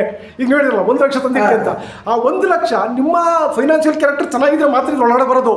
ಇಲ್ಲ 10,000 ಹಾಕಲ್ಲ, ಆಯ್ತಲ್ಲ ಹಾಕ್ತೀವಿ ಬಿಡಿ ಅಂತ ಹೇಳ್ಬಿಟ್ಟು ಆ ಕಡೆ ಇನ್ನೊಂದು ಬ್ಯಾಂಕಿಗೆ ಹೋಗಿರ್ತಾರೆ. ಸೊ ಹಾಗಾಗಿ ಸರ್, ಹಾಗಾಗಿ ನಾವು ಫೈನಾನ್ಸಿಯಲಿ ಯಾವುದೇ ರೀತಿಯಲ್ಲಿ ಯಾರಿಗೂ ಒತ್ತಡವನ್ನು ಏರಿಲ್ಲ ಇಲ್ಲಿವರೆಗೂ. ನಾನೇ ಈ ಸಂಸ್ಥೆಗೆ ನನ್ನ ಸ್ನೇಹಿತರುಗಳನ್ನು ಕರ್ಕೊಬಂದ್ಬಿಟ್ಟು ಇಲ್ಲಿ FD ಮಾಡಿಸ್ಲಿಕ್ಕೆ, ಸೊಸೈಟಿಗೆ FD ಮಾಡಲಿಕ್ಕೆ ನಾನು ತುಂಬ ಪ್ರಯತ್ನ ಪಟ್ಟಿದ್ದೀನಿ, ಪ್ರಯತ್ನನೂ ಪಡ್ತಾ ಇದ್ದೀನಿ, ಮುಂದೂ ಪಡ್ತೀನಿ. ಆದ್ದರಿಂದ ನಾನು ಯಾವುದೇ ರೀತಿಯಲ್ಲಿ ಈ ಫೈನಾನ್ಸಿಯಲಲ್ಲಿ ಸೊಸೈಟಿಗೆ ನಾನು ದಿಗ್ಬಂಧನವನ್ನು ಹಾಕಿಲ್ಲ ಸರ್. ಯಾವುದೇ ರೀತಿಯಲ್ಲಿ ದುಡ್ಡು ಇಷ್ಟು ಖರ್ಚು ಮಾಡಬೇಕು, ಇಷ್ಟು ಕೊಡಬೇಕು ಅಂತ ಏನೂ ಹೇಳಿಲ್ಲ ಸರ್. ನನ್ನ ವೈಯಕ್ತಿಕವಾಗಿ ನಾನು ಹೇಳ್ತಾ ಇರೋದು ಸರ್, ನಾವೇ ಸಂಸ್ಥೆಯನ್ನು ಹೊರಗಡೆಯಿಂದ ತಗೊಬಂದ ಹಣವನ್ನು ಇಲ್ಲಿ ತುಂಬಿದರೆ ಈ ಸಂಸ್ಥೆ ನಡ್ಕೊಂಡು ಹೋಗೋಕ್ಕೆ ಅನುಕೂಲ ಆಗುತ್ತೆ ಸರ್. ಎಸ್, ಖಂಡಿತ ಸರ್, ಖಂಡಿತ. ನಾವೇ ಇಲ್ಲಿ ಸೆಕ್ರೆಟರಿಗಳಿಗೆ ಅದು ಖರ್ಚು ಕೊಡಿ, ಇದು ಖರ್ಚು ಕೊಡಿ, ಅಥವಾ ಇದೊಂದು ಮಾಡಿ ಅಂತ ನಾನು ಇಲ್ಲಿವರೆಗೂ ವೈಯಕ್ತಿಕವಾಗಿ ನಾನು ಯಾವುದೂ ಒಂದು ನ್ಯಾಯ ಪೈಸೆನೇ ಆಗಲಿ ಅವರನ್ನು ನಮ್ಮ ವೈಯಕ್ತಿಕವಾಗಿ ಇಲ್ಲಿವರೆಗೂ ನಾವು ಎಕ್ಸ್ಪೆಕ್ಟೇಷನ್ ಮಾಡಿಲ್ಲ, ಮುಂದೆ ಮಾಡಲ್ಲ ಅಂತ ನನ್ನ ವೈಯಕ್ತಿಕ ಅಭಿಪ್ರಾಯ ಸರ್. ಸರಿ, ನಮ್ಮ ಸಹಕಾರ ಸಂಘದಲ್ಲಿ ಸರ್ ಯಾವುದೇ ಅಧ್ಯಕ್ಷರುಗಳು, ನಾನು ಮುಂಚೆ ಹೇಳ್ಬಿಡ್ತೀನಿ, ಯಾವುದೇ ಡೈರೆಕ್ಟರ್ಗಳಾಗಲಿ ಯಾವತ್ತೂ ಸರ್ ನಾನು ಬಂದು 20 ವರ್ಷ 21 ವರ್ಷ ಆಯಿತು, ಯಾವತ್ತೂ ಯಾವುದೇ ಅಧ್ಯಕ್ಷ ಆಗಿಲ್ಲ ಸರ್. ಆರ್ತಿ ಬೆಳೆಸ್ಕೊಂಡು ಇಲ್ಲ. ಎಲ್ಲರೂ ಸರ್ ವೈಯಕ್ತಿಕವಾಗಿ ಅವರವರು ಫೈನಾನ್ಷಿಯಲ್ ಪೊಸಿಷನ್ಗೆ ಚೆನ್ನಾಗಿದೆ ಸರ್. ಎಲ್ಲರೂ ನಾವು ಚೆನ್ನಾಗಿದೆ ಫೈನಾನ್ಷಿಯಲ್, ನಮ್ಮ ಮನೆ ಚೆನ್ನಾಗಿದ್ದೀವಿ, ನಾವೆಲ್ಲರೂ ಒಳ್ಳೆ ಫ್ಯಾಮಿಲಿಯಿಂದ ಬಂದಿರೋ ತುಂಬ ಆರ್ಥಿಕವಾಗಿ ಚೆನ್ನಾಗಿದೆ ಸರ್. ಆ ಥರದ್ದು ಅವ್ರ ಮನಸ್ಸಲ್ಲೂ ಬರಲ್ಲ ಸರ್. ಆಗಬಾರ್ದು ಸರ್, ಯಾಕೆಂದ್ರೆ ನಮ್ಮಲ್ಲಿ ನಡೆದಿಲ್ಲ ಬಿಡಿ, 21 ವರ್ಷದಿಂದ ನಡೆದಿಲ್ಲ ಸರ್. ನಾನು ಯಾಕೆ ಈ ಪ್ರಶ್ನೆಯನ್ನು ಮೊದಲ ಈ ಪ್ರಶ್ನೆ ಇಡ್ತಿರಲಿಲ್ಲ ನಾನು, ಯಾವ ಕಾರಣಕ್ಕೆ ಅಂತಂದರೆ ಸರ್, ನಾನು ಕಡಬ ಒಂದು ಕೋಆಪರೇಟಿವ್ ಬ್ಯಾಂಕ್ ಇದೆ ಕಡಬದಲ್ಲಿ, ಅಲ್ಲಿ ಚಾಕು ಅಂತ CEO ಆಗಿದ್ದಾರೆ ಪ್ರೆಸೆಂಟ್, ಅದ್ಭುತವಾಗಿ ನಡೆಸ್ತಾ ಇದ್ದಾರೆ ಬ್ಯಾಂಕನ್ನು. ಆ ಬ್ಯಾಂಕು ಈಗ 4-5 ವರ್ಷಗಳ ಹಿಂದೆ ಶೂನ್ಯ ಮುಳುಗೋಗುತ್ತೆ ಬ್ಯಾಂಕ್. ಅದು ಎಷ್ಟು ತುಂಬ ದೊಡ್ಡ ಬ್ಯಾಂಕು, 5 ವರ್ಷದಲ್ಲಿ ಮುಳುಗಿಸ್ತಾರೆ ಒಬ್ಬ CEO ಮತ್ತು ಅಧ್ಯಕ್ಷ ಸೇರ್ಕೊಂಡು. ಪಕ್ಕದಲ್ಲಿ ಫೈನಾನ್ಸ್ ಆರಂಭಿಸ್ತಾರೆ, ಆ ಫೈನಾನ್ಸ್ಗೆ ಸೊಸೈಟಿ ದುಡ್ಡನ್ನು ತಗೊಂಡೋಗಿ ಇನ್ವೆಸ್ಟ್ ಮಾಡ್ತಾರೆ. ಅಲ್ಲಿ ಫೈನಾನ್ಸ್ ಮುಳುಗುತ್ತೆ, ಇಲ್ಲಿ ಬ್ಯಾಂಕ್ ಮುಳುಗೋಗುತ್ತೆ ಒಂದೇ ಸರಿ. ಆ ನಂತರ ಆ ಬ್ಯಾಂಕನ್ನು 4 ವರ್ಷದಲ್ಲಿ ಚಾಕುವನ್ನು CEO ಮತ್ತು ಇನ್ನೊಬ್ಬರಿಗೆ ಅವರು ಅಧ್ಯಕ್ಷ ಮಾಡ್ತೇವೆ. ಅವರಿಗೆ ರಾಷ್ಟ್ರೀಯ ಪ್ರಶಸ್ತಿ ಬಂದಿದೆ, ಅವಾರ್ಡ್ ಬಂದಿದೆ ಅವರಿಗೆ. ಅದ್ಭುತವಾಗಿ ಸಾಹಿತ್ಯ ಕೂಡ ಅವರು ಅದ್ಭುತವಾಗಿ ಆ ಬ್ಯಾಂಕನ್ನು ಕಟ್ಟಿದ್ದಾರೆ. ಈಗ 4 ಫ್ಲೋರ್ ಬಿಲ್ಡಿಂಗ್ ಕಟ್ಟಿದ್ದಾರೆ ಸರ್. ಒಳ್ಳೆ ಯಾವುದೋ ಮಲ್ಟಿನ್ಯಾಷನಲ್ ಕಂಪ್ನಿ ಒಳಗಡೆ ಹೋದಂಗಾಗುತ್ತೆ. ಜಸ್ಟ್ 4-5 ವರ್ಷದ ಒಳಗಡೆ ಅದನ್ನು ರೆಡಿ ಮಾಡಿದ್ರು. ಸೊ ಹಾಗಾಗಿ ತುಂಬ ಇಂಪಾರ್ಟೆಂಟ್ ಅಂದರೆ ನಿಮ್ಮಿಬ್ಬರ ಇದು ಸಂಬಂಧ. ಏಕೆಂದರೆ ಸರ್, ಇಲ್ಲಿ ನೀವು ಇವರು ಅಕೌಂಟೆಂಟ್ ಮನಸ್ಸು ಮಾಡಿಬಿಟ್ರೆ ಬ್ಯಾಂಕನ್ನು ಏನು ಬೇಕಾದರೂ ಮಾಡ್ಬೋದು. ಏನು ಬೇಕಾದ್ರೂ ಮಾಡ್ಬೋದು. ಯಾಕೆ ಅಂತಂದರೆ ಪ್ರತಿಯೊಬ್ಬ ಡೈರೆಕ್ಟರ್ ಬಂದು ಲೆಕ್ಕ ಕೇಳಲ್ಲ ಪ್ರತಿ ಸರಿಯ ಸರ್ ನೀವು ಇಲ್ಲಿ ಬರೋ ದುಡ್ಡು ತಗೊಂಡು ಎಲ್ಲಿ ಏನು ಬೇಕಾದ್ರೂ ಮಾಡ್ಬೋದು, ಯಾವ ಬಿಸ್ನೆಸ್ ಬೇಕಾದ್ರೂ ಮಾಡ್ಬೋದು, ಏನು ಬೇಕಾದ್ರು. ಈಗ ಇದರಲ್ಲಿ ಸರ್ ಚಾಲಕರ ಕೋಆಪರೇಟಿವ್ ಬ್ಯಾಂಕ್ ಕುಶಾಲನಗರದಲ್ಲಿ ನಾನು ಮೊನ್ನೆ ಇಂಟರ್ವ್ಯೂ ಮಾಡಿದೆ ಅವ್ರನ್ನ. ಸರ್ ಅವ್ರು ಎಂಥ ಒಂದು ಸ್ವಂತ ಬಿಲ್ಡಿಂಗು ಸರ್, ಕುಶಾಲನಗರ ಟೌನ್ ಒಳಗಡೆ ಸ್ವಂತ ಬಿಲ್ಡಿಂಗು 3 ಫ್ಲೋರ್ದು, ಅದನ್ನು ಮಾರಿ ಸಾಲ ತೀರಿಸಿದ್ದಾರೆ ಈಗ ಬಂದಂಥ ಅಧ್ಯಕ್ಷರು. ಅದನ್ನು ಮಾರಿ ಸಾಲ ತೀರಿಸಿ ಇವತ್ತು ಆ ಸಂಘ ಇರ್ತಾರೆ, ಅದು ಅವರ ಚಾಲಕರ ಸಂಘ ಇರ್ತಾರೆ, ಆ ಸಂಘದೊಳಗಡೆ ಇಷ್ಟೇ ಇರೋದು ಇಷ್ಟರಲ್ಲಿ ಬ್ಯಾಂಕಲ್ಲಿ ನಡೆಸ್ತಾ ಇದ್ದಾರೆ. ಸಂಬಳ ಕೊಡ್ಲಿಕ್ಕೆ ದುಡ್ಡಿಲ್ಲ ಅವ್ರ ಹತ್ರ ಪಾಪ. ಎಂಥ ಒಂದು ಹಾಗೆ ಅಧ್ಯಕ್ಷರು ಮತ್ತು CEO ಇಬ್ಬರು ಕೂಡ ಅದರಲ್ಲಿ ಎಲ್ಲ ದುಡ್ಡನ್ನು ತಗೊಂಡೋಗಿ ಬೇರೆ ಬೇರೆ ಕಡೆ ಸೈಟ್ ತಗೊಂಡ್ರು, ರಿಯಲ್ ಎಸ್ಟೇಟ್ ಮಾಡಿದ್ರು, ಸಂಘವನ್ನು ಮುಳುಗಿಸಿದ್ರು. ಈಗ ಅದು ಕೋರ್ಟಲ್ಲಿ ನಡೀತಾ ಇದೆ. ಕೋರ್ಟಲ್ಲಿ ಅವನು ಅಧ್ಯಕ್ಷ ಎಸ್ಕೇಪ್ ಆಗಾಯಿತು, CEO ತಲೆ ಮೇಲೆ ಏರಿ CEO ಸುಸೈಡ್ ಮಾಡ್ಕೊಂಡಾಯ್ತು. ಈಗ ಸಂಘದ ಕಥೆ ಮುಗಿದೋಯ್ತು. ಹಾಗಾಗಿ ನೀವು ಇದಿರಲ್ಲ ಸರ್, ನೀವು 3 ಜನ ಮನ್ಸು ಮಾಡಿದರೆ ಈ ಬ್ಯಾಂಕನ್ನು ಏನು ಬೇಕಾದರೂ ಮಾಡಿ ಹಾಕ್ಬೋದು. ಬೇಕಾದ್ರೆ ಮನ್ಸು ಮಾಡಿದರೆ ಇದನ್ನು ಇನ್ನೂ ಡಬ್ಬಲಾಗಿ ಬೆಳೆಸ್ಬೋದು. ಏನೇ ಬೆಳೆದಿದೆ ಇದು ಇನ್ನೂ ಅದ್ಭುತವಾಗಿ ಬೆಳೆಸ್ಬೋದು. ಮನ್ಸು ಮಾಡಿಲ್ಲ ನಾನು ಬೆಳೆಸ್ತೇನೆ ಅನ್ನೋ ಒಂದು ಮನ್ಸಿಟ್ಕೊಂಡು ಹೊರಟ್ರೆ, ಇಲ್ಲಪ್ಪ ನಾನು ವೈಯಕ್ತಿಕವಾಗಿ ಬೆಳಿತೀನಿ ಅಂತ ಹೊರಟು 1 ವರ್ಷ ಸಾಕು, 1 ವರ್ಷ ಬೇಕಾಗಿಲ್ಲ, ಅದರೊಳಗಡೆ ಮುಗ್ದೋಗುತ್ತೆ ಕತೆ ಸರ್. ಜೊತೆಗೆ ಇನ್ನೊಂದೇನೆಂದರೆ ಇಲ್ಲಿ ಸರ್ ನಾನು ಈ ಪ್ರಶ್ನೆ ಯಾಕೆ ಕೇಳ್ತೀನಿ ಅಂದರೆ, ಒಂದು ಸಹಕಾರಿ ಸಂಘದಲ್ಲಿ ನಾನು ನೇರವಾಗಿ ನನ್ನ ಎದುರಿಗೆ ನಡೆದಂಥ ಕೃತ್ಯವನ್ನು ನಿಮ್ಮ ಮುಂದೆ ಇಡ್ತಾ ಇದ್ದೇನೆ. ಇಲ್ಲಿ ಸಾಲಗಾರ ಕ್ಷೇತ್ರ ಕೂಡ ಇರುತ್ತೆ. ಸಾಲವನ್ನು ತಗೋಬಾರ್ದು ಅನ್ನೋದಲ್ಲ, ಈ ಡೈರೆಕ್ಟರ್ಗಳು, ಅಧ್ಯಕ್ಷಗಳು, ಆಡಳಿತ ಮಂಡಳಿಯವರು ಸಾಲ ತಗೋಬಾರ್ದು ಅನ್ನೋ ಉದ್ದೇಶ ಇಲ್ಲ. ಆದರೆ ತಗೊಂಡಂಥ ಸಾಲಕ್ಕೆ ಸಾಮಾನ್ಯನಿಗೆ ಏನು ನಿಯಮಗಳಿರುತ್ತೋ ಇವರು ಕೂಡ ಅದೇ ನಿಯಮ ಅನ್ವಯಿಸಬೇಕು. ನಿಮ್ಮ ಆಡಳಿತ ಮಂಡಳಿಯವರು ಅಂತ ತಕ್ಷಣ ಅವ್ರಿಗೆ ಇಲ್ಲಪ್ಪ ಹಾಗೆ ಕೊಟ್ಟು ಕಳ್ಸೋಕ್ಕಾಗಲ್ಲ. ಸೊ ಹಾಗಾಗಿ ಸಾಲಗಾರ ಕ್ಷೇತ್ರ ಇರುತ್ತೆ, ಸಾಲವನ್ನು ತಗೋಬೇಡಿ ಅಂತ ಯಾರು ಹೇಳಲ್ಲ. ಸೊ ಈ ವಿಚಾರವಾಗಿ ಆಡಳಿತ ಮಂಡಳಿಯವರು ಸಾಲವನ್ನು ತಗೋಬೇಕಾದ್ರೆ ನಿಮಗೆ ಏನು ಮಾಡೋಂಗಿಲ್ಲ. ನೀವು ಅವರು ನಿಮ್ಮನ್ನು ಒಂದ್ಸರಿ ಕೊಡ್ರಿ ಹಣವನ್ನು ಇಷ್ಟು ಕೊಡ್ರಿ ಸಾಲವನ್ನು ಕೊಡಲೇಬೇಕಾಗತ್ತೆ. ಫೈನಾನ್ಸಿಯರ್ ಅವ್ರದ್ದೇನೆ. ಸೊ ಈ ವಿಚಾರದಲ್ಲಿ ನಾವು ಮಾತನಾಡಿದ್ರೆ ಹೇಗೆ ಸರ್, ಯಾವ ಥರ ಎಲ್ಲ ಸಾಲವನ್ನು ಸಾಮಾನ್ಯವಾಗಿ ಕೇಳ್ತಾರೆ ಆಡಳಿತ ಮಂಡಳಿಯವರು ಅಂದಾಗ, ಅವ್ರು ವೈಯಕ್ತಿಕವಾಗಿ ಸಾಲ ತಗೊಳ್ಳೋದ್ರೆ ಏನು ದಾಖಲಾತಿಗಳು ಕೇಳ್ತೀರಾ, ಏನೆಲ್ಲ ಡೀಟೇಲ್ಸ್ ಇದೆ ಸರ್? ಸರ್ ನಾವೀಗ 1 ಲಕ್ಷದ ಮೇಲೆ ಸರ್ ಮಾರ್ಗೇಜ್ ಮಾಡ್ಕೊಂತೀವಿ ಸರ್. ಇವರು ಆಡಳಿತ ಮಂಡಳಿಯವ್ರದ್ದು ಕೂಡ ಹೋಗ ಮಾಡ್ಕೊಂತೀವಿ. ಮತ್ತೆ ಮಾಮೂಲಿ ಕ್ಲಿಯರಿಂಗ್ ಸರ್, ಲೋಕಲ್ ಬ್ಯಾಂಕ್ ಒಂದು 5 ಬ್ಯಾಂಕ್ ಕ್ಲಿಯರಿಂಗ್ ಮಾಡ್ಕೊಂಡ್ಬಿಟ್ಟು ಮಾಮೂಲಿ ಪ್ರತಿಯೊಬ್ಬರಿಗೆ ಏನು ಮಾಡ್ತೀವಿ ಅದೇ ತರ ಕೊಟ್ಟಿವಿ ಸರ್. ಮತ್ತೆ ರಿಕವರಿ ವಿಚಾರದಲ್ಲಿ ಸರ್ 100% ಕಟ್ತಾ ಇದ್ದಾರೆ ಸರ್. ಎಲ್ಲ ನಿರ್ದೇಶಕರು ವಾಲಂಟ್ರಿ ಆಗಿ ಹೆಚ್ಚು ಕಡಿಮೆ ಆಗೋದು ಎಲ್ಲ 99% ಒಂದು ದಿವಸ ಸರ್ ಎಲ್ಲ ಕಟ್ತಾ ಇದ್ದಾರೆ ಸರ್. ತೊಂದರೆ ಇಲ್ಲ ಸರ್. ಆ ಥರ ನಮ್ಮಲ್ಲಿ ಅದಕ್ಕೆ ಇದೇ ಇಲ್ಲ ಸರ್. ಆಗಲೇಬೇಕು ಸರ್. ಯಾಕೆಂತಂದ್ರೆ ನಾನು ಹೇಳೋದು ಸಾಮಾನ್ಯನಿಗೆ ನೀವು ಡಾಕ್ಯುಮೆಂಟ್ ಕೇಳಿದ್ಮೇಲೆ ಅವ್ರಿಗೂ ಕೇಳಬೇಕು. ರಾಜಿ ಇಲ್ಲ ಸರ್. ಸರ್ ನೋಡಿ ಸರ್, ಇವರು ಅಧ್ಯಕ್ಷರಾಗಿ ನಮ್ಮ ವ್ಯಾಪ್ತಿ ಎಲ್ಲ ರೈತರು ಸರ್ ಡಿಕ್ಲರೇಷನ್ ಬ್ಯಾಂಕ್ ಸರ್ವಿಸ್ ಮಾಡ್ತಾರೆ ಸರ್. ಇವರು ಅದು ನಿಜವಾಗ್ಲೂ ಒಂದು ಒಳ್ಳೆ ವಿಚಾರ ಸರ್. 100 ರೂಪಾಯಿ ಆಗೋದಕ್ಕೆ 70 ರೂಪಾಯಿ ಕಂಡಿರ್ತಾರೆ. ಅವ್ರವ್ರು 200-300 ರೂಪಾಯಿ ಕಟ್ ಮಾಡ್ತಾರೆ. ಇವ್ರು 75 ರೂಪಾಯಿ 100 ರೂಪಾಯಿ ಕೊಂಡೋಗಿ ಇವ್ರ ಕೆಲಸ ಮಾಡ್ಕೊಂಡು ಫ್ರೀ ಸರ್ವಿಸ್ ಮಾಡ್ಕೊಡ್ತಾರೆ ಸರ್. ನಿಜವಾಗ್ಲೂ ಒಂದು ಒಳ್ಳೆ ವಿಚಾರ. ನಾವು ಕಣ್ಣಿಂದ ನೋಡಿದ್ರೆ ಸರ್, ಇದು ನಾನು ಕಣ್ಣು ಇಷ್ಟನೇ ಬೇದರು ಹೋಗ್ತಾ ಇರ್ತಾರೆ, ಕೊಡಿಲ್ಲ ಅಂತ ಮಾಡಿಸ್ಕೋಬೇಕು, ನೀವ್ ಯಾಕೆ ಹೋಗ್ತಾರೆ ಅನ್ಕೊಂಡು ಸರ್ 100 ರೂಪಾಯಿ ಲಾಸ್ ಮಾಡ್ಕೊಂಡು ಮಾಡ್ಕೊಂಡಿದ್ದಾರೆ. ಇದು ಗ್ರೇಟ್ ವಿಚಾರ ಸರ್, ನಿಜವಾಗ್ಲೂ ಒಂದು ಒಳ್ಳೆ ವಿಚಾರ. ಯಾಕೆಂತಂದ್ರೆ ಆಕ್ಚುಲಿ ಆಗಿರ್ಬೇಕು ಆಡಳಿತ ಮಂಡಳಿ ಸರ್ವಿಸ್ ಅದು. ಅದರಲ್ಲಿ ಇನ್ನು 100 ರೂಪಾಯಿ ರೈತರಿಗೆ ಉಳಿಯುತ್ತೆ ಸರ್. ಗ್ರಾಹಕರಿಗೆ ಉಳಿಯುತ್ತೆ 100 ರೂಪಾಯಿ. ಇವ್ರ ಕೈ 100 ರೂಪಾಯಿ ಇವರು ಪರಿಚಯ ಇರ್ತಾರೆ. ಅಲ್ಲಿ ಯಾವುದೋ ಇವ್ರದ್ದು ಒಂದು ಒಳ್ಳೆ ಹೆಸರು ಮೇಲೆ ಮಾಡ್ತಾರೆ ಸರ್. ಅಲ್ಲ ನಾಯಕ ಅಂದ್ರೆ ಹಾಗೆ ಸರ್, ಲೀಡರ್ ಆಗಬೇಕು ಅಂದಾಗ ಭಾವನೆ ಇದ್ದವ್ರು ಮಾತ್ರ ಲೀಡರ್ ಆಗಬೇಕು. ಲೀಡರ್ ಆಗಬೇಕು ಅಂಥವ್ರೆಲ್ಲ ಲೀಡರ್ ಆಯ್ತಾ ಇಲ್ಲ ಈಗ, ಅದು ಬೇರೆ ಪ್ರಶ್ನೆ ಸರ್. ಯಾಕೆ ನೀವು ಪ್ರಶ್ನೆ ಯಾಕೆ ಕೇಳಿದೆ ಅಂದರೆ, ಅಂಡ್ಲಿ ಕೋಆಪರೇಟಿವ್ ಬ್ಯಾಂಕ್ ಸರ್ ನನ್ನ ಕರೆಸಿದ್ರು. ಮೀಟಿಂಗ್ ದಿವಸನೇ ಬನ್ನಿ ಸರ್ ನೀವು ಅಂತ ಹೇಳಿದ್ರು. ಮೀಟಿಂಗ್ ದಿವಸನೇ ಹೋದೆ. ಅವ್ರು ಮೀಟಿಂಗ್ ಯಾಕೆ ಮಾಡಿದ್ರು ಅಂದರೆ, ಅಧ್ಯಕ್ಷರು ಇಡೀ ಮೀಟಿಂಗ್ ಆಗ್ತಾಯಿದೆ, ಅದೇ ಹಾಲಲ್ಲಿ ನಾನು ಕೂರಿಸಿದ್ರು. ಮೀಟಿಂಗ್ ಆದಮೇಲೆ ಇಂಟರ್ವ್ಯೂ ಮಾಡ್ತೀರಾ ಸರ್, ಟೈಮ್ ತುಂಬ ಬೇಕಾಗುತ್ತೆ ನನಗೆ ಇಂಟರ್ವ್ಯೂ ಮಾಡಲಿಕ್ಕೆ ಅಂತ ಹೇಳಿದೆ ಸರ್. ಅಲ್ಲಿ ಮೀಟಿಂಗ್ ಯಾವ ಕಾರಣಕ್ಕೆ ಕರೆದಿದ್ರು ಅಂದರೆ, ಅವರು ಸಾಲವನ್ನು ತಗೊಳ್ಳಿಕ್ಕೆ, ಅದು ನಾನೇ ತಗೋಬಾರ್ದು, ನಾನು ಆಗಲೇ ಹೇಳಿದೆ ತಗೋಬಾರ್ದು ಅನ್ನೋ ನಿಯಮ ಇಲ್ಲ. ಆದರೆ ತಗೋಬೇಕಾದ್ರೆ ಕನಿಷ್ಠ ದಾಖಲಾತಿ ಬೇಕು. ಅವ್ರು ಕೇಳಿದ್ರೆ ಕೊಡ್ತಕ್ಕಂಥ ದಾಖಲಾತಿ ಏನು, ಅವ್ರಿಗೆ ಏನು ದಾಖಲಾತಿ ಏನು ಕೊಡ್ತಾರೆ ಅಂತ CEO ಕೇಳಿದ್ರು. ಹೇಳೋದು ಇವರಿಗೆ ಅವ್ರು ಸೈನ್ ಆಗ್ತಾರೆ, ಅವರಿಗೆ ಇವ್ರು ಸೈನ್ ಆಗ್ತಾರೆ, ಶ್ಯೂರಿಟಿ ಸರ್ ಮುಗ್ದೋಯ್ತು. 1 ಲಕ್ಷವನ್ನು ಸಾಲವನ್ನು ಕೊಡಿ. ಇನ್ ಕೇಸ್ ನೀವು ಕಟ್ಟಲಿಲ್ಲ, ಇವರು ಕಟ್ಟಲಿಲ್ಲ, ನೀವು ಇವ್ರಿಗೆ ಸೈನ್ ಹಾಕ್ತೀರಾ, ಇವ್ರು ನಿಮಗೆ ಸೈನ್ ಹಾಕಿರ್ತಾರೆ. ಕತೆ ಏನು ಈಗ ನನಗೆ ಆಶ್ಚರ್ಯ ಆಗಿದೆ. ನಾನು ಇಂಟರ್ವ್ಯೂ ಮಾಡಲಿಲ್ಲ. ನೆಕ್ಸ್ಟ್ ನಮ್ಮ ಇದನ್ನು ತೆಗೆದು ನೋಡಿದ್ರೆ, ಯೂಟ್ಯೂಬ್ ಮತ್ತು ಫೇಸ್ಬುಕ್ ತೆಗೆದು ನೋಡಿದರೆ ಎಲ್ಲ ಕೋಆಪರೇಟಿವ್ ಬ್ಯಾಂಕ್ ಸಿಗ್ತವೆ. ಅಂಡ್ಲಿ ಕೋಆಪರೇಟಿವ್ ಬ್ಯಾಂಕ್ ಇಲ್ಲ ನನ್ನಲ್ಲಿ. ಆ ವಿಡಿಯೋ ಇಲ್ಲ, ನಾವು ಮಾಡಲಿಲ್ಲ, ವಾಪಸ್ ಬಂದು ಇಲ್ಲ ಸರ್, ಇದು ನಿಜವಾಗ್ಲೂ ಒಂದು ಸಹಕಾರ ಸಂಘ ಬೆಳೆಸೋ ಲಕ್ಷಣ ಅಲ್ಲ ಅಂತ ಸರ್. ನಂತರ ಇನ್ನೊಂದೇನಂತಂದರೆ ಸ್ವಸಹಾಯ ಸಂಘಗಳು ತುಂಬ ಇಂಪಾರ್ಟೆಂಟ್. ಸ್ವಸಹಾಯ ಸಂಘಗಳು, ಆ ಸ್ವಸಹಾಯ ಸಂಘಗಳು ಎಷ್ಟು ನಿಮ್ಮ ಜೊತೆ ವ್ಯವಹಾರವನ್ನು ಚೆನ್ನಾಗಿ ಇಟ್ಕೊಂಡಿರ್ತಾರೋ ಕೋಆಪರೇಟಿವ್ ಬ್ಯಾಂಕ್ ಅಷ್ಟೇ ಚೆನ್ನಾಗಿ ಬೆಳೀತಾ ಹೋಗುತ್ತೆ. ಸೊ ನಿಮ್ಮಲ್ಲಿ ಎಷ್ಟು ಸ್ವಸಹಾಯ ಸಂಘಗಳಿದ್ದಾವೆ, ವ್ಯವಹಾರ ಹೇಗೆ ಮಾಡ್ತಾರೆ, ಸಾಲ ಹೇಗಿದೆ, ಇದ್ರ ಬಗ್ಗೆ ಡೀಟೇಲ್ಸ್ ಮೇಡಮ್ ನೀವೆಲ್ಲ ನೀವು ಹೇಳ್ಬಿಡಿ ಸರ್. ನನ್ನ ಹೆಸರು ಭವ್ಯ ಅಂತ. ಇಲ್ಲಿ ಕ್ಯಾಶಿಯರ್ ಆಗಿ ನಾನು ಸಹಕಾರ ಸಂಘದಲ್ಲಿ ವರ್ಕ್ ಮಾಡ್ತಾ ಇದ್ದೀನಿ. ನಾನು ಸುಮಾರು 22 ವರ್ಷ ಆಯಿತು ಸರ್ ನಾನು ವೃತ್ತಿಗೆ ಸೇರಿ. ಫಸ್ಟು ನಾನು ವೃತ್ತಿಗೆ ತುಂಬ ಗೌರವ ಕೊಡ್ತೀನಿ. ಫಸ್ಟು ವೃತ್ತಿ, ಆಮೇಲೆ ನಮಗೆ ವೇತನ. ನನ್ನ ವೃತ್ತಿ ಯಾವ ರೀತಿ ಇದೆ ಅನ್ನೋದು ನೋಡಿ ನಮ್ಮ ಸಹಕಾರ ಸಂಘ ನನಗೆ ಒಂದು ಸಂಬಳ ವೇತನ ಅಂತ ಫಿಕ್ಸ್ ಮಾಡಿದೆ. ಬಟ್ ಅದನ್ನು ವೇತನನೂ ಕೂಡ ನನಗೆ ನನ್ನ ವೃತ್ತಿ ಕೆಲಸ ನಾನು ನೋಡಿ ಅದಕ್ಕೆ ತಕ್ಕಂತೆ ವರ್ಷ ನನಗೆ ಇಂಕ್ರಿಮೆಂಟ್ ಕೂಡ ಕೊಡ್ತಾ ಹೋಗ್ತಾ ಇದ್ದಾರೆ. ಅದರಲ್ಲಿ ತುಂಬ ಖುಷಿ ಇದೆ ಸರ್ ನನಗೆ. ಅದರಲ್ಲಿ ನಮ್ಮ ಸಹಕಾರ ಸಂಘದಲ್ಲಿ ಈಗ 31 SHGಗಳಿದೆ ಸಹಕಾರ ಸಂಘಗಳಲ್ಲಿ. ಈ ಸಂಘಗಳಿಗೆ ಸಾಲನೂ ಕೂಡ ನಾವು ಸ್ವಂತ ಬಂಡವಾಳದಲ್ಲಿ ಕೊಡ್ತಾ ಇದ್ದೀವಿ. ಸೊ ಈಗ ಒಂದು SHGಗಳನ್ನ ನಾವು ಕೂಡ ಹಾಕಬೇಕು ಅಂತಂದರೆ ಅಲ್ಲಿ ಹೋಗಿ ಫಸ್ಟು ನಾವು ಆ SHGಗಳನ್ನ ಒಂದು ಮೀಟಿಂಗ್ ಕರಿತೀವಿ. ಆ ಸಂಘಗಳಿಗೆ ಎಷ್ಟು ಜನ ಇದ್ದಾರೆ, ಅವರೆಲ್ಲ ಎಲ್ಲಿಯವರು, ಫಸ್ಟ್ ಸಂಘಗಳಲ್ಲಿ ಬೇರೆ ಬೇರೆ ಇದ್ದಾರೋ, ಅಂದರೆ ಒಂದೇ ಹತ್ರನೇ ಇದ್ದಾರೋ, ಅಂದರೆ ಒಂದು ಸಂಘದಿಂದ ಇನ್ನೊಂದು ಸಂಘಕ್ಕೆ ಅವರು ಸೇರ್ಪಡೆ ಆಗಿದ್ದಾರೋ ಇಲ್ವೋ. ಅಂದರೆ ಏನಾಗುತ್ತೆ ಅಂತಂದರೆ ಒಂದು ಸಂಘದಲ್ಲಿ ಇರ್ತಾರೆ, ಇನ್ನೊಂದು ಮನೆಯಲ್ಲಿ ಅದೇ ಮೆಂಬರ್ನ ಅವರು ಸಂಘಕ್ಕೆ ಬರಲ್ಲ. ಸೊ ಯಾರನ್ನ ಒಬ್ಬರನ್ನ ಸೇರ್ಪಡೆ ಮಾಡೋದು. ಬಟ್ ಅದು ಏನು ಬರೀ ಉಳಿತಾಯಕ್ಕೋಸ್ಕರ ಮಾಡಿರ್ತಾರೆ ಹೊರತು ಅವರು ಒಂದು ಮೀಟಿಂಗ್ ಕರೆದು ಬರಲ್ಲ, ಇವ್ರು ಒಬ್ಬರೇ ಬರೋದು ವ್ಯವಹಾರ ಮಾಡಲ್ಲ. ಸೊ ಹಾಗಾಗಿ ಏನು ಮಾಡ್ತೀವಿ, ಅಂಥವ್ರು ಇದ್ದವ್ರನ್ನ ನೀವು ಒಂದು ಮನೆಗೆ ಒಬ್ಬರನ್ನೇ ಸಹಕಾರ ಸಂಘಗಳಲ್ಲಿ, ನಮ್ಮ ಸಹಕಾರ ಸಂಘದಲ್ಲಿ SHG ನಿಮ್ಮ ಸಂಘಗಳನ್ನ ಸೇರ್ಪಡೆ ಮಾಡಿ, ಮೆಂಬರ್ನ ಸೇರ್ಪಡೆ ಮಾಡಿ. ಸೊ ನಿಮಗೆ ಮಿನಿಮಮ್ ಫಸ್ಟ್ ಎಲ್ಲ 10 ರೂಪಾಯಿಂದನೂ ಉಳಿತಾಯ ಮಾಡಿದ್ದಾರೆ ಸರ್ ಅವಾಗ. ಸೊ ಈಗ ಕಾಲ ಬದಲಾವಣೆ ಆದಂತೆ ಉಳಿತಾಯ ಕೂಡ ಜಾಸ್ತಿ ಆಗಬೇಕಲ್ವಾ. ಸೊ 50 ರೂಪೀಸಿಂದ 100 ರೂಪೀಸ್ ತನಕನೂ ಅವ್ರು ಉಳಿತಾಯಕ್ಕೆ ಬಂದಿದ್ದಾರೆ. ಅವರು ವಾರಕ್ಕೆ ವೀಕ್ಲಿ ಒಂದ್ಸರಿ ಮೀಟಿಂಗ್ ಕರೀತಾರೆ. ಸೊ ಬಂದ್ಬಿಟ್ಟು ಅದನ್ನು ನಮ್ಮದು ಪ್ರತಿ ಗುರುವಾರಕ್ಕೆ ಒಂದ್ಸರಿ ಅವ್ರದ್ದು ಎಲ್ಲ ಸ್ವಸಹಾಯ ಸಂಘಗಳದ್ದು ಒಂದು ಟ್ರಾನ್ಸಾಕ್ಷನ್ ಇರುತ್ತೆ. ಪ್ರತಿದಿನ ಮಾಡೋಕ್ಕೆ ಹೋಗಲ್ಲ. ಅದಕ್ಕೂ ಕಾರಣ ಇದೆ ಸರ್, ನಮ್ಮಲ್ಲಿ ಕೆಲಸದ ಒತ್ತಡ ತುಂಬ ಜಾಸ್ತಿ ಇದೆ. ಗೊಬ್ಬರದ್ದು ಇರುತ್ತೆ, ಸಾಲ ವಿತರಣೆ ಆಗಲಿ, ರಿಕವರಿ ಟೈಮ್ ಆಗಲಿ, ಎಲ್ಲದೂ ಕೂಡ ವರ್ಕ್ ಜಾಸ್ತಿ ಇದ್ದಾಗ ಏನು ಮಾಡ್ತೀವಿ, 2 ಜನ ಅಕೌಂಟೆಂಟ್ಗಳಿದ್ದೀವಿ ನಾವು. ಸೊ ಅದಕ್ಕೋಸ್ಕರ ಒಂದು ದಿನ ನಾವು ಅದಕ್ಕೋಸ್ಕರ ಪ್ರಿಪ್ರೇಷನ್ ಕೊಟ್ಬಿಟ್ಟು ಗುರುವಾರ ಮಾತ್ರ ಆ ದಿನಕ್ಕೆ ಅವ್ರದ್ದು ಸಂಘ ದುಡ್ಡು ಕಟ್ಟೋದೇ ಆಗಲಿ, ಸಾಲ ವಸೂಲಾತಿನೇ ಆಗಲಿ, ಸಾಲ ವಸೂಲಾತಿನಲ್ಲಿ ಗುರುವಾರನೇ ಕಾಯಕ್ಕೆ ಹೋಗಲ್ಲ. ಸೊ ಅವ್ರದ್ದು ಡೇಟ್ ಏನು ಇರುತ್ತೆ ಆ ಡೇಟಿಗೆ ಇಂಟಿಮೇಷನ್ ಕೊಟ್ಟಿರ್ತೀವಿ. ನಾವು ಇಂಥ ಡೇಟಿಗೆ ಬರಬೇಕಾಗುತ್ತೆ, ನೀವು ಸೋಮವಾರನೇ ಬಂದು ಕಟ್ಟಬೇಕಾಗುತ್ತೆ, ಗುರುವಾರ ಕಾಯಕ್ಕೆ ಹೋಗಬೇಡಿ. ಆ ದಿನಕ್ಕೆ ಅವ್ರಿಗೊಂದು ಫೋನ್ ಕಾಲ್ ಆಗಲಿ, ಒಂದು ನೋಟಿಸ್ ಮುಖಾಂತರ ನೋಟಿಸ್ನ ಅವರು ಸಂಘಗಳಿಗೆ ಬರಲಿಲ್ಲ ಅನ್ನೋ ಒಂದು ಪಕ್ಷದಲ್ಲಿ ನೋಟಿಸ್ ಇಶ್ಯೂ ಮಾಡ್ತೀವಿ. ಎಲ್ಲರಿಗೂ ಕೂಡ ಒಂದು ಫೋನ್ ಕಾಲಲ್ಲಿ ಫಸ್ಟ್ ನಾವು ವಿಚಾರನ ತಿಳಿಸಿರ್ತೀವಿ. ಆ ರೀತಿ ಬಂದು ಅವರು ರಿಕವರಿ ಮಾಡೋಗ್ತಾರೆ. ಇನ್ನು ವಾರದ ಉಳಿತಾಯನೆಲ್ಲ ಅವ್ರು ಕಟ್ಟೋದು ತಗೊಳ್ಳೋದೇ ಆಗಲಿ ಪ್ರತಿ ಗುರುವಾರ ಮಾಡಿರ್ತಾರೆ.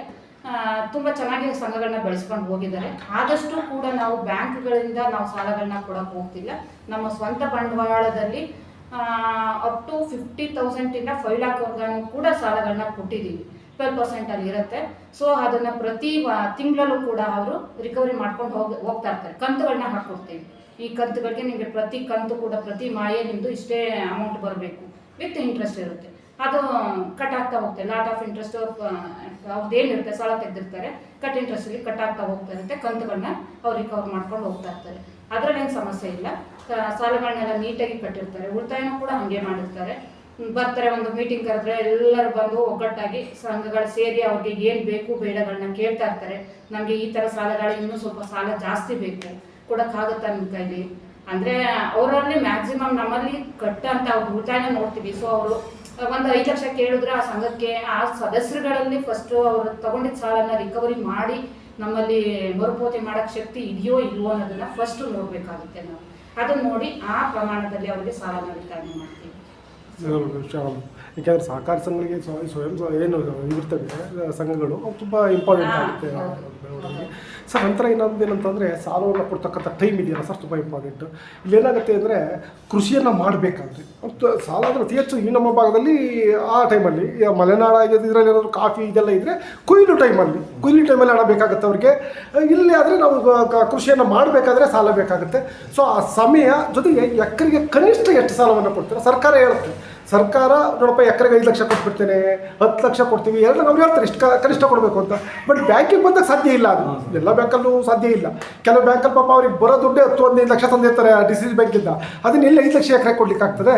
ಸೊ ಈ ವಿಚಾರದಲ್ಲಿ ನೋಡೋದಾದ್ರೆ ನಿಮ್ಮ ಬ್ಯಾಂಕ್ ಎಷ್ಟು ಮಟ್ಟಿಗೆ ಸಾಧಿಸಿದೆ ಹೇಳಿ ಸರ್ ಡೀಟೇಲ್. ನಮ್ಮಲ್ಲಿ ಎಕರೆಗೆ 80 ರಿಂದ 90 ಸಾವಿರ ಕೊಡ್ತೀವಿ ಸರ್. 80 ರಿಂದ 90 ಸಾವಿರ ಸರ್ ಎಕರೆಗೆ ಸರ್. ವಾರ್ಷಿಕ ಎಷ್ಟು ಸಾಲ ಸರ್? 3 ಲಕ್ಷದವರೆಗೂ ಕೊಟ್ಟಿದ್ದೀವಿ ಸರ್. ತುಂಬ ಮ್ಯಾಕ್ಸಿಮಮ್ 1.5 ಲಕ್ಷ ತುಂಬ ಜನ ಕೊಟ್ಟಿದ್ದೀವಿ ಸರ್. 1.5 ಲಕ್ಷ ಪರವಾಗಿಲ್ಲ. 3 ಲಕ್ಷನ ಒಂದು 10-15 ಜನ ಕೊಟ್ಟಿದ್ದೀವಿ. ನಮ್ಮ ಒಂದು 15 ರಿಂದ 20 ಜನಕ್ಕೆ 3 ಲಕ್ಷ ಕೊಟ್ಟಿದ್ದೀವಿ ಸರ್. ಆಮೇಲೆ 3 ಲಕ್ಷ ಬೇಕ್ಬಿಟ್ಟು ಒಂದು 2 ಜನಕ್ಕನ ಯಾವುದು ಒತ್ತಡದ್ದು ಕೇಸ್ ಇದೆ.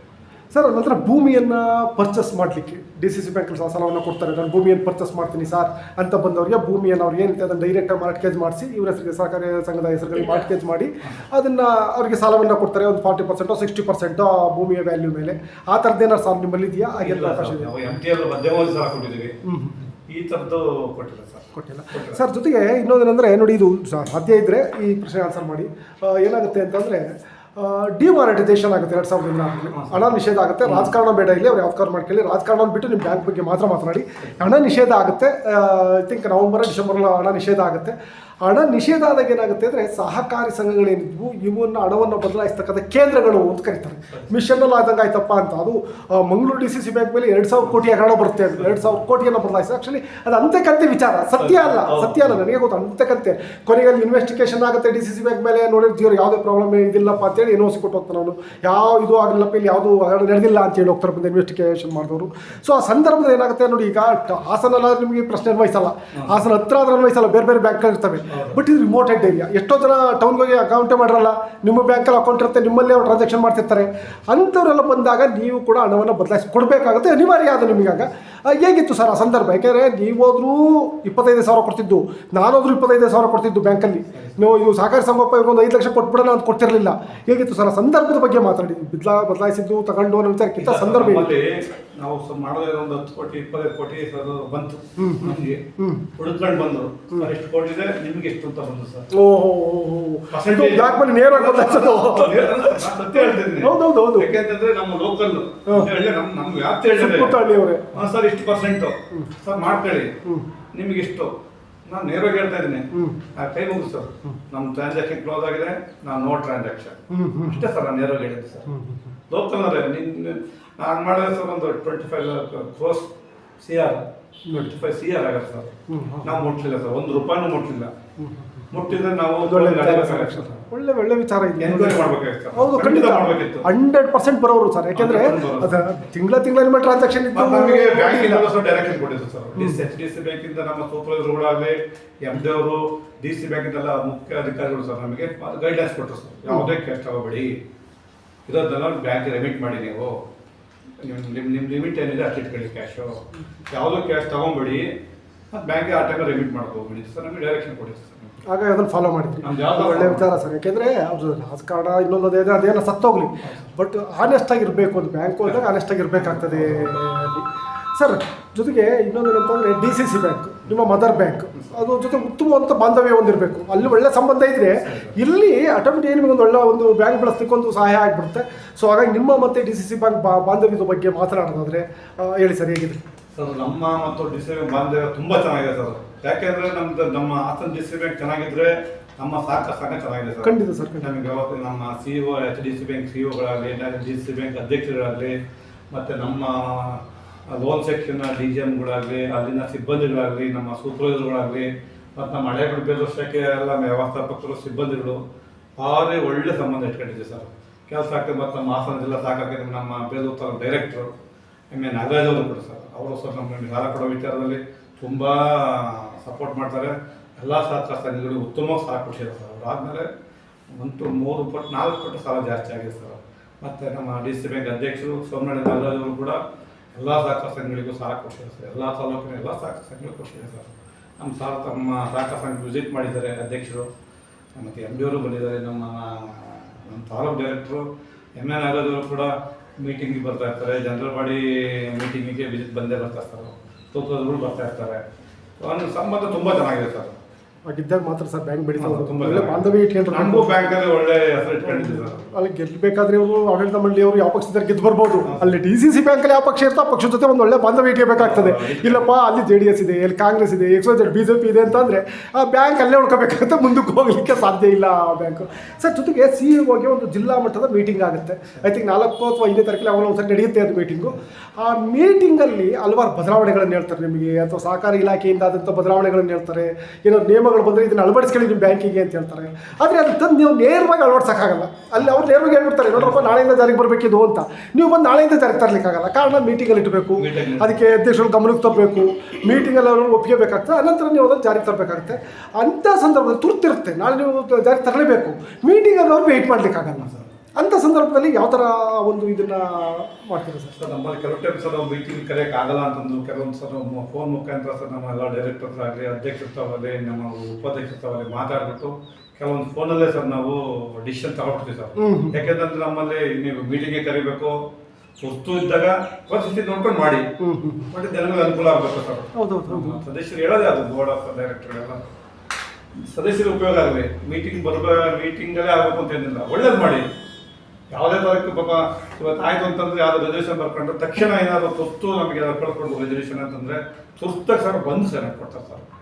ಯಾವುದೋ ಒಂದು ಮಾಹಿತಿ ಇತ್ತು ಅಂತಂದ್ರೆ ರೆಸಲ್ಯೂಷನ್ ಮಾಡಿ ಅದನ್ನ ನೋಡ್ಬಿಟ್ಟು ಸೈನ್ ಹಾಕ್ತಾರೆ. ಆಡಳಿತ ಮಂಡಳಿ ಅಂದ್ರೆ ಆಗಿರ್ಬೇಕು ಸರ್, ನಂಬಿಕೆ ಇರ್ಬೇಕು ಮೊದಲು.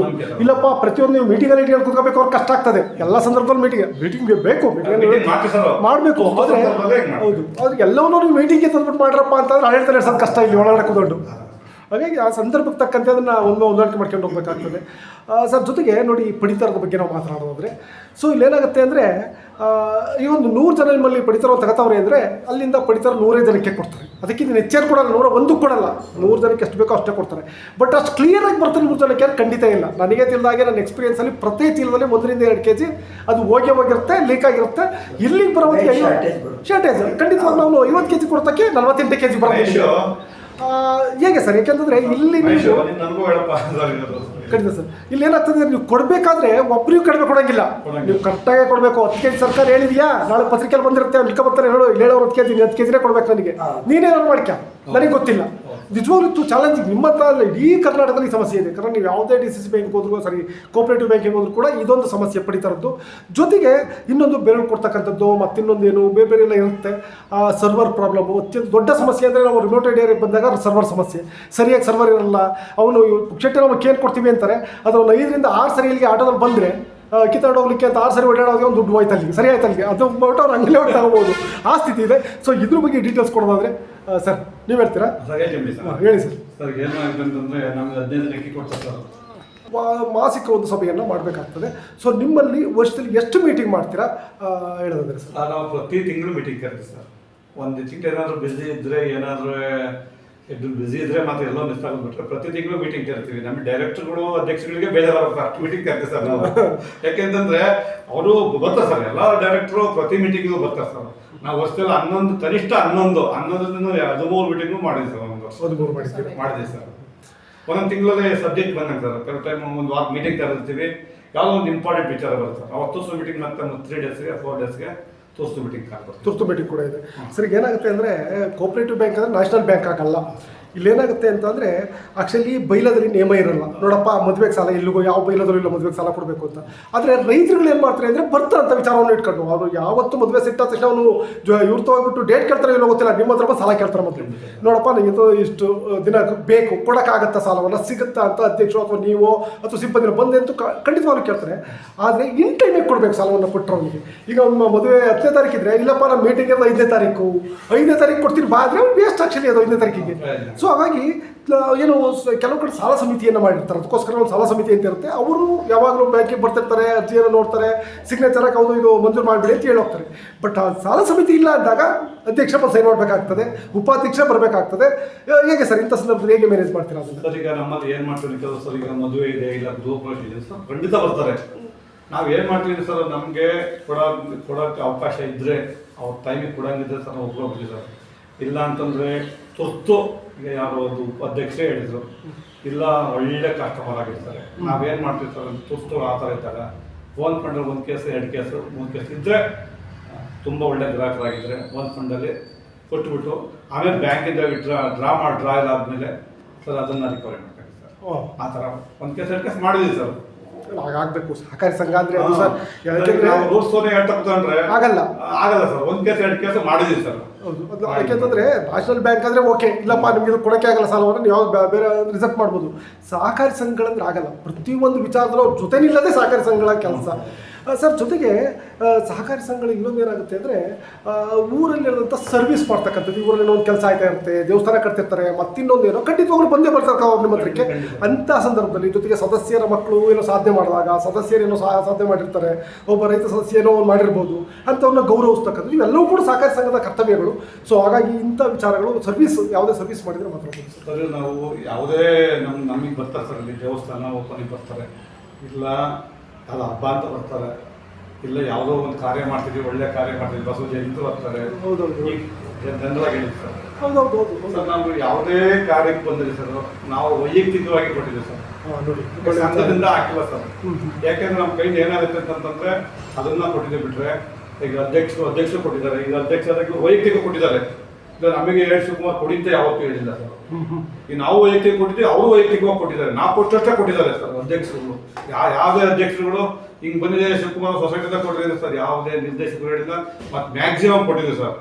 ಯಾವುದೇ ದೇವರ ಮೇಡಮ್ ನನಗೆ ಗೊತ್ತು ಕೇಳಿಬೇಡಿ ಆ ವಿಚಾರವಾಗಿ. ದೇವ್ರ ಕಾರ್ಯಕ್ಕೆ ಸರ್ ನಾವು ವೈಯಕ್ತಿಕವಾಗಿ ಡೈರೆಕ್ಟರ್ಗಳು, ಅಧ್ಯಕ್ಷರುಗಳು, ಉಪಾಧ್ಯಕ್ಷರುಗಳು ಪ್ರತಿಯೊಬ್ಬರು ಕೊಟ್ಟಿದ್ದಾರೆ ಸರ್.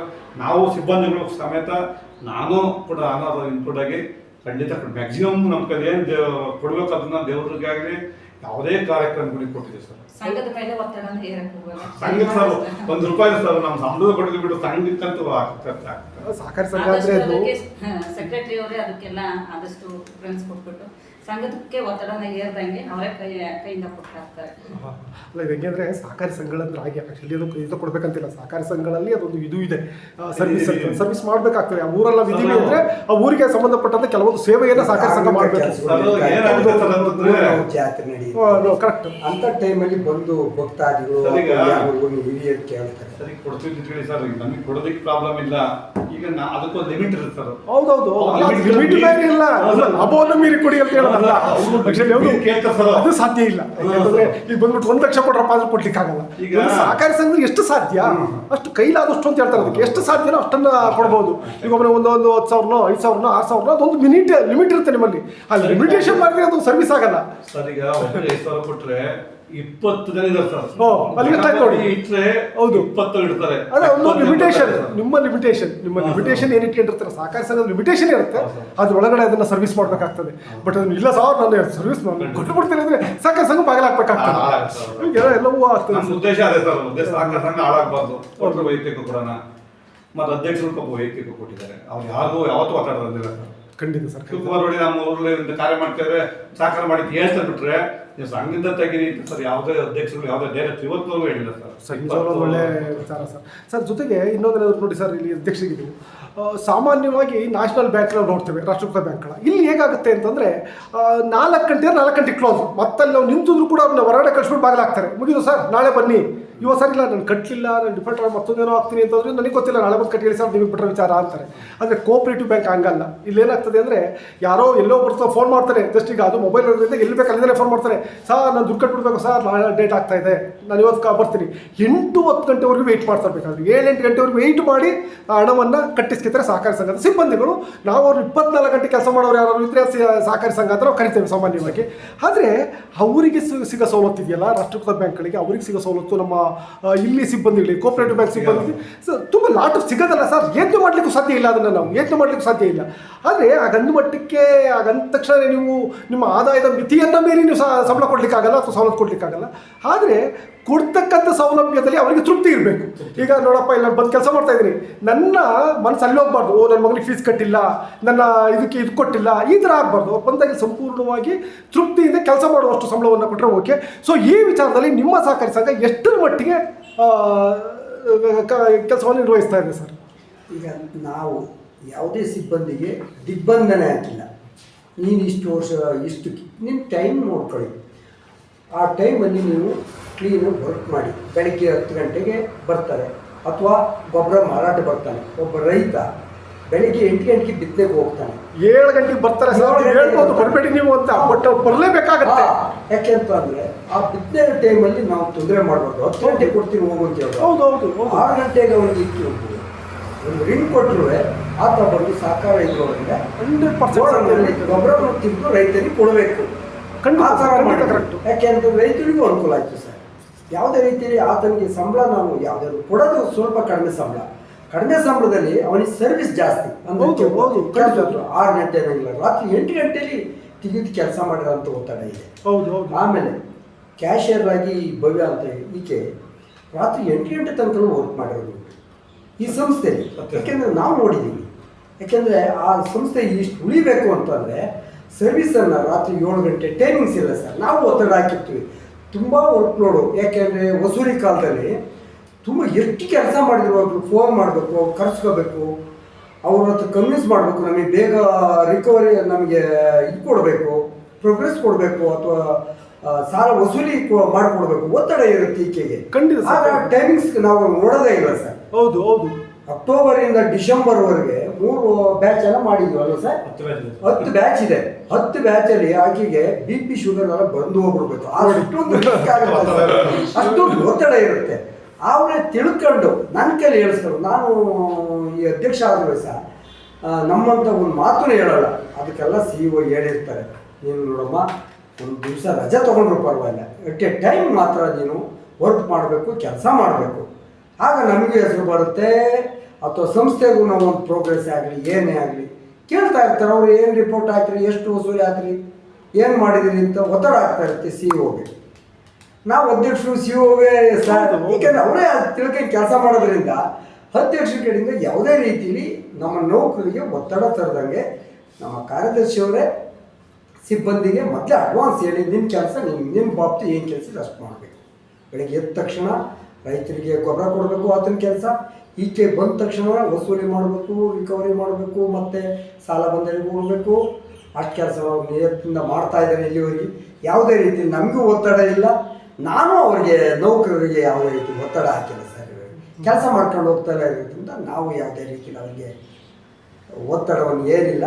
ಸಹಕಾರ ಸಂಸ್ಥೆ ಚೆನ್ನಾಗಿ ನಡೀತಾ ಇದೆ. ಅಲ್ಲ ಸರ್, ನನಗೆ ತಿಳಿದಾಗ ಹೇಗೆ ಅಂದರೆ ನಾನು ಏನು ನನ್ನ ಈ ಇಂಟರ್ವ್ಯೂ ಎಕ್ಸ್ಪೀರಿಯನ್ಸಲ್ಲಿ ಹೇಳ್ಬೇಕಂದ್ರೆ, ಯಾವುದೇ ಸಹಕಾರಿ ಸಂಘಕ್ಕೆ ಹೋಗಿ ನಿಮ್ಮದು ಅಂತಲ್ಲ, ಅದು ನಷ್ಟದಲ್ಲಿರಲಿ ಲಾಭದಲ್ಲಿರಲಿ, ಸಿಬ್ಬಂದಿಗಳಂತೂ ಕೆಲಸ ಮಾಡೋದು ತಪ್ಪಲ್ಲ. ನಷ್ಟದಲ್ಲಿದೆ ಅಂತ ಹೇಳ್ಬಿಟ್ಟು ಅವರು ಮನೆಗೆ ಬೀಗ ಹಾಕಿ ಕೂತ್ಕೊಳ್ಳಲ್ಲ. ಕೂತ್ಕೊಂಡ್ರೆ ಅವ್ನು ಸಹಕಾರಿ ಕ್ಷೇತ್ರದಲ್ಲಿ ಕೆಲಸ ಮಾಡೋ ಲಾಯಕ್ಕಿಲ್ಲ. ಅವ್ನೇನು ಮಲ್ಲಿದ್ರಪ್ಪ ಬರೋಕ್ಕಾಗಲ್ಲ ಈಗ ಅಂದ್ಬಿಟ್ರೆ, ನೀವು ಹೇಳಲಿ ಬಿಡಲಿ, 6 ಗಂಟೆ 7 ಗಂಟೆಗೆ ಬಂದು ಅವ್ನು ಗೊಬ್ಬರ ಕೊಡಲಿಲ್ಲ ಅಂದರೆ ನಾಳೆ ಅವ್ನು ಗೊಬ್ಬರದಲ್ಲಿ ಕೂರ್ಲಿಕ್ಕೆ ಬಿಡಲ್ಲ ಅವನು. ಖಂಡಿತ ನೀವು ಹೇಳಿ ಬಿಡಿ, CEO ಹೇಳಿ ಬಿಡಲಿ, ಟೈಮಿಗೆ ಅವ್ರಿಗೆ ಕೊಡಬೇಕು. ಯಾಕೆಂದರೆ ಇದು ರಾಷ್ಟ್ರೀಕೃತ ಬ್ಯಾಂಕ್ ಅಲ್ಲ, ಅವ್ರು ಅಫಿಷಿಯಲಿ ಕೆಲಸ ಮಾಡ್ತಿರೋ ಸಾಧ್ಯನೇ ಇಲ್ಲ. ಆದರೆ ಅವ್ರಿಗೆ ಕೊಡೋ ಸೌಲಭ್ಯ ಇದೆ, ಕನಿಷ್ಠ ಪಕ್ಷ ಸೌಲಭ್ಯಗಳು. ಈಗ ಯಾವುದೋ ಮಕ್ಕಳನ್ನ ಶಾಲೆಗೆ ಸೇರಿಸಬೇಕು, ಮತ್ತು ಇನ್ನೊಂದೇನೋ ಆಗಬೇಕು, ಮದುವೆ, ಈ ಸಂದರ್ಭದಲ್ಲಿ ಅಟ್ಲೀಸ್ಟ್ ಸಾಲ ಸಂಬಳ ಅಷ್ಟು ಕೊಡ್ಲಿಕ್ಕಾಗಲಿಲ್ಲ ಅಂದ್ರೆ ನೋಡಪ್ಪ ತಗ ನೀನು ಕಟ್ಟು, ನಂತರ ಇಲ್ಲಿ ನಾವು ಸಂಬಳದಲ್ಲಿ ಇಷ್ಟು ನಿಮಗೆ ಕಟ್ಟಿ, ಈ ಥರದ್ದೆಲ್ಲ ಸೌಲಭ್ಯಗಳು ಕೊಟ್ಟಾಗ ಅವರು ಕೂಡ ಆತ್ಮತೃಪ್ತಿಯಿಂದ ಕೆಲಸವನ್ನು ಮಾಡ್ತಾರೆ. ಇಲ್ಲಿ ಭಯ ಇರಲ್ಲ. ಜೊತೆಗೆ ನಾನು ಅಯ್ಯೋ ಮನೇಲಿ ಏನಾಯ್ತಪ್ಪ ಆ ಸಮಸ್ಯೆಗಳು ತಲೆ ಒಳಗಿರಲ್ಲ. ಇದು ನಮ್ಮ ಉದ್ದೇಶ ಅಷ್ಟೇ. ಮೇಡಮ್ ಒಂದು ಪ್ರಶ್ನೆ ಕೇಳಿ ಸರ್, ಸಂಬಂಧಪಟ್ಟಂಗೆ ಮೇಡಮ್ ಅಲ್ಲ, ನಂತರ ಬರ್ತೀನಿ ನಾನು ಅಲ್ಲಿಗೆ. ನಂತರ ಬರ್ತೀನಿ, ಪ್ರಶ್ನೆಗಳು ಬರ್ತಾ ಇರ್ತವೆ, ನಂತರ ಬರ್ತೀನಿ. ನಂತರ ಬರ್ತೀನಿ ನಾನು, ಕೊನೆಗೆ ಅವ್ರು ಮಾತಾಡ್ತೀನಿ ಲಾಸ್ಟಲ್ಲಿ. ಸರ್, ಜೊತೆಗೆ ಇನ್ನೊಂದೇನೆಂದರೆ, ಇಲ್ಲಿ ನಾವು ಕ್ಯಾರೆಕ್ಟರ್ ಅಂತ ಕರಿತೀವಿ. ಕ್ಯಾರೆಕ್ಟರ್ ಅಂದರೆ ನಿಮ್ಮ ವೈಯಕ್ತಿಕ ಕ್ಯಾರೆಕ್ಟರ್ ಅಲ್ಲ. ಕ್ಯಾರೆಕ್ಟರ್ ಅಂದರೆ ನೀವು ಯಾವುದೋ ಅಲ್ಲಿ ಕೆಲಸ ಮಾಡ್ಬೋದು ಅದಲ್ಲ. ಫೈನಾನ್ಷಿಯಲ್ ಕ್ಯಾರೆಕ್ಟರ್ ತುಂಬ ಇಂಪಾರ್ಟೆಂಟ್. ಯಾರಿಗೆ ಅಂದರೆ CEO ಮತ್ತು ಅಧ್ಯಕ್ಷರಿಗೆ. ಇವ್ರ ಫೈನಾನ್ಷಿಯಲ್ ಕ್ಯಾರೆಕ್ಟರ್ನ ತೊಂದರೆ ಆಗಿತ್ತು ಅಂದರೆ ಬ್ಯಾಂಕಲ್ಲಿ ಯಾವನ್ನೂ ಕಾಲಿಡಲ್ಲ ನಿಮ್ಮ ಬ್ಯಾಂಕಿಗೆ. ನೋಡೋದೇ ಅದು, ಯಾರಪ್ಪ CEO, ಯಾರಪ್ಪ ಅಧ್ಯಕ್ಷರು, ಇವರಿಬ್ಬರು ಫೈನಾನ್ಷಿಯಲ್ ಕ್ಯಾರೆಕ್ಟರ್ ಚೆನ್ನಾಗಿದೆಯಾ, ನೀವಷ್ಟೇ ಅಲ್ಲ ಸಿಬ್ಬಂದಿಗಳದ್ದು ಕೂಡ ಅದು ಅಪ್ಲೈ ಆಗುತ್ತೆ. ಅವ್ರ ಫೈನಾನ್ಷಿಯಲಿ ಏನಾದ್ರು ಹೊರಗಡೆ ಹೆಸರು ಹಾಳಾಗಿತ್ತು ಅಂದರೆ ಇಲ್ಲಿ ಒಳಗಡೆ ತೊಂದರೆ ಆಗಿ ಸ್ಟಾರ್ಟ್ ಆಗುತ್ತೆ, ಬ್ಯಾಂಕಲ್ಲಿ ತೊಂದರೆ ಆಗಲಿಕ್ಕೆ ಸ್ಟಾರ್ಟ್ ಆಗುತ್ತೆ. ಸೊ ಹಾಗಾಗಿ ನಿಮ್ಮ ಫೈನಾನ್ಷಿಯಲ್ ಕ್ಯಾರೆಕ್ಟರ್ ಬಗ್ಗೆ ಮಾತನಾಡೋದಾದರೆ ಹೇಳಿ ಸರ್. ಇಬ್ಬರು ಕೂಡ, ಇಬ್ಬರು ಮೂರ್ತನೂ ಇದರಲ್ಲಿ. ಫೈನಾನ್ಷಿಯಲ್ ಕ್ಯಾರೆಕ್ಟರ್ ಇಲ್ಲಿ ಅಂಡರ್ಸ್ಟ್ಯಾಂಡಿಂಗ್ ಅಲ್ಲಿ ಹೋಗ್ತಾ ಇರೋದ್ರಿಂದ ಯಾವುದೇ ರೀತಿಯಲ್ಲಿ ಒತ್ತಡವನ್ನು ಯಾರಿಗೂ ಏರಿಲ್ಲ ಇಲ್ಲಿವರೆಗೂ. ನಾವು ಸಹ ಅವರು ನಮಗೆ ಸರ್ ಹಿಂಗಿದೆ. ಅಲ್ಲ, ನಾನು ನಿಮ್ಮ ವೈಯಕ್ತಿಕ ಫೈನಾನ್ಷಿಯಲ್ ಕ್ಯಾರೆಕ್ಟರ್ ಕೇಳ್ತಾ ಇದ್ದೀನಿ, ಬೇರೆದಲ್ಲ. ನನ್ನ ವೈಯಕ್ತಿಕ ಫೈನಾನ್ಷಿಯಲ್ ಕ್ಯಾರೆಕ್ಟರ್ ಅಂದರೆ ಹೇಗೆ ಹಣಕಾಸಿನ ವ್ಯವಹಾರಗಳು ಹೇಗೆ ಮಾಡ್ತೀರಾ ಹೊರಗಡೆ, ಅದು ಯಾಕೆಂತಂದರೆ ನಿಮ್ಮ ಫೈನಾನ್ಷಿಯಲ್ ಕ್ಯಾರೆಕ್ಟರ್ ಚೆನ್ನಾಗಿದ್ದರೆ ಬ್ಯಾಂಕ್ ಆಟೋಮೆಟಿಕ್ಕಾಗಿ ಕೋಆಪರೇಟಿವ್ ಬ್ಯಾಂಕ್ ಬೆಳೀತಾ ಹೋಗುತ್ತೆ. ಸಮಸ್ಯೆ ಇಲ್ಲ ಮನೆ, ನನ್ನ ದುಡ್ಡು ನಾನು ನೇರವಾಗಿ ತಗೊಂಡೋಗಿರ್ತೀನಿ, ಭಯ ಇಲ್ಲ ನನಗೆ. ಈಗ ಹೇಳಿರಲ್ಲ 1 ಲಕ್ಷ ತಂದಿರ್ತೀನಿ ಅಂತ, ಆ 1 ಲಕ್ಷ ನಿಮ್ಮ ಫೈನಾನ್ಷಿಯಲ್ ಕ್ಯಾರೆಕ್ಟರ್ ಚೆನ್ನಾಗಿದ್ರೆ ಮಾತ್ರ ಇದು ಒಳಗಡೆ ಬರೋದು. ಇಲ್ಲ 10,000 ಹಾಕಲ್ಲ, ಆಯ್ತಲ್ಲ ಹಾಕ್ತೀವಿ ಬಿಡಿ ಅಂತ ಹೇಳ್ಬಿಟ್ಟು ಆ ಕಡೆ ಇನ್ನೊಂದು ಬ್ಯಾಂಕಿಗೆ ಹೋಗಿರ್ತಾರೆ. ಸೊ ಹಾಗಾಗಿ ಸರ್, ಹಾಗಾಗಿ ನಾವು ಫೈನಾನ್ಸಿಯಲಿ ಯಾವುದೇ ರೀತಿಯಲ್ಲಿ ಯಾರಿಗೂ ಒತ್ತಡವನ್ನು ಏರಿಲ್ಲ ಇಲ್ಲಿವರೆಗೂ. ನಾನೇ ಈ ಸಂಸ್ಥೆಗೆ ನನ್ನ ಸ್ನೇಹಿತರುಗಳನ್ನು ಕರ್ಕೊಬಂದ್ಬಿಟ್ಟು ಇಲ್ಲಿ FD ಮಾಡಿಸಲಿಕ್ಕೆ, ಸೊಸೈಟಿಗೆ FD ಮಾಡಲಿಕ್ಕೆ ನಾನು ತುಂಬ ಪ್ರಯತ್ನ ಪಟ್ಟಿದ್ದೀನಿ. ಪ್ರಯತ್ನನೂ ಪಡ್ತಾ ಇದ್ದೀನಿ, ಮುಂದೂ ಪಡ್ತೀನಿ. ಆದ್ದರಿಂದ ನಾನು ಯಾವುದೇ ರೀತಿಯಲ್ಲಿ ಈ ಫೈನಾನ್ಸಿಯಲಲ್ಲಿ ಸೊಸೈಟಿಗೆ ನಾನು ದಿಗ್ಬಂಧನವನ್ನು ಹಾಕಿಲ್ಲ ಸರ್. ಯಾವುದೇ ರೀತಿಯಲ್ಲಿ ದುಡ್ಡು ಇಷ್ಟು ಖರ್ಚು ಮಾಡಬೇಕು, ಇಷ್ಟು ಮಾಡಬೇಕು, ಇಷ್ಟು ಕೊಡಬೇಕು ಅಂತ ಏನೂ ಹೇಳಿಲ್ಲ ಸರ್. ನನ್ನ ವೈಯಕ್ತಿಕವಾಗಿ ನಾನು ಹೇಳ್ತಾ ಇರೋದು ಸರ್. ನೋಡಿ, ನಾವೇ ಸಂಸ್ಥೆಯನ್ನು ಹೊರಗಡೆಯಿಂದ ತಗೊಬಂದ ಹಣವನ್ನು ಇಲ್ಲಿ ತುಂಬಿದರೆ ಈ ಸಂಸ್ಥೆ ನಡ್ಕೊಂಡು ಹೋಗೋಕ್ಕೆ ಅನುಕೂಲ ಆಗುತ್ತೆ ಸರ್. ಎಸ್, ಖಂಡಿತ ಸರ್, ಖಂಡಿತ. ನಾವೇ ಇಲ್ಲಿ ಸೆಕ್ರೆಟರಿಗಳಿಗೆ ಅದು ಖರ್ಚು ಕೊಡಿ, ಇದು ಖರ್ಚು ಕೊಡಿ, ಅಥವಾ ಇದೊಂದು ಮಾಡಿ ಅಂತ ನಾನು ಇಲ್ಲಿವರೆಗೂ ವೈಯಕ್ತಿಕವಾಗಿ ನಾನು ಯಾವತ್ತೂ ಒಂದು ನ್ಯಾಯ ಪೈಸೆನೇ ಆಗಲಿ ಅವರನ್ನು ನಮ್ಮ ವೈಯಕ್ತಿಕವಾಗಿ ಇಲ್ಲಿವರೆಗೂ ನಾವು ಎಕ್ಸ್ಪೆಕ್ಟೇಷನ್ ಮಾಡಿಲ್ಲ, ಮುಂದೆ ಮಾಡಲ್ಲ ಅಂತ ನನ್ನ ವೈಯಕ್ತಿಕ ಅಭಿಪ್ರಾಯ ಸರ್. ಸರಿ, ನಮ್ಮ ಸಹಕಾರ ಸಂಘದಲ್ಲಿ ಸರ್ ಯಾವುದೇ ಅಧ್ಯಕ್ಷರುಗಳು, ನಾನು ಮುಂಚೆ ಹೇಳ್ಬಿಡ್ತೀನಿ, ಯಾವುದೇ ಡೈರೆಕ್ಟರ್ಗಳಾಗಲಿ ಯಾವತ್ತೂ ಸರ್ ನಾನು ಬಂದು 20 ವರ್ಷ 21 ವರ್ಷ ಆಯಿತು, ಯಾವತ್ತೂ ಯಾವುದೇ ಅಧ್ಯಕ್ಷ ಆಗಿಲ್ಲ ಸರ್. ಆರ್ತಿ ಬೆಳೆಸ್ಕೊಂಡು ಇಲ್ಲ. ಎಲ್ಲರೂ ಸರ್ ವೈಯಕ್ತಿಕವಾಗಿ ಅವರವರು ಫೈನಾನ್ಷಿಯಲ್ ಪೊಸಿಷನ್ಗೆ ಚೆನ್ನಾಗಿದೆ ಸರ್. ಎಲ್ಲರೂ ನಾವು ಚೆನ್ನಾಗಿದೆ ಫೈನಾನ್ಷಿಯಲ್, ನಮ್ಮ ಮನೆ ಚೆನ್ನಾಗಿದ್ದೀವಿ. ನಾಗರಾಜಗಳು ಒಳ್ಳೆ ಫ್ಯಾಮಿಲಿಯಿಂದ ಬಂದಿದ್ದಾರೆ ಸರ್, ತುಂಬ ಆರ್ಥಿಕವಾಗಿ ಚೆನ್ನಾಗಿದೆ ಸರ್. ಆ ಥರದ್ದು ಅವ್ರ ಮನಸ್ಸಲ್ಲೂ ಬರಲ್ಲ ಸರ್.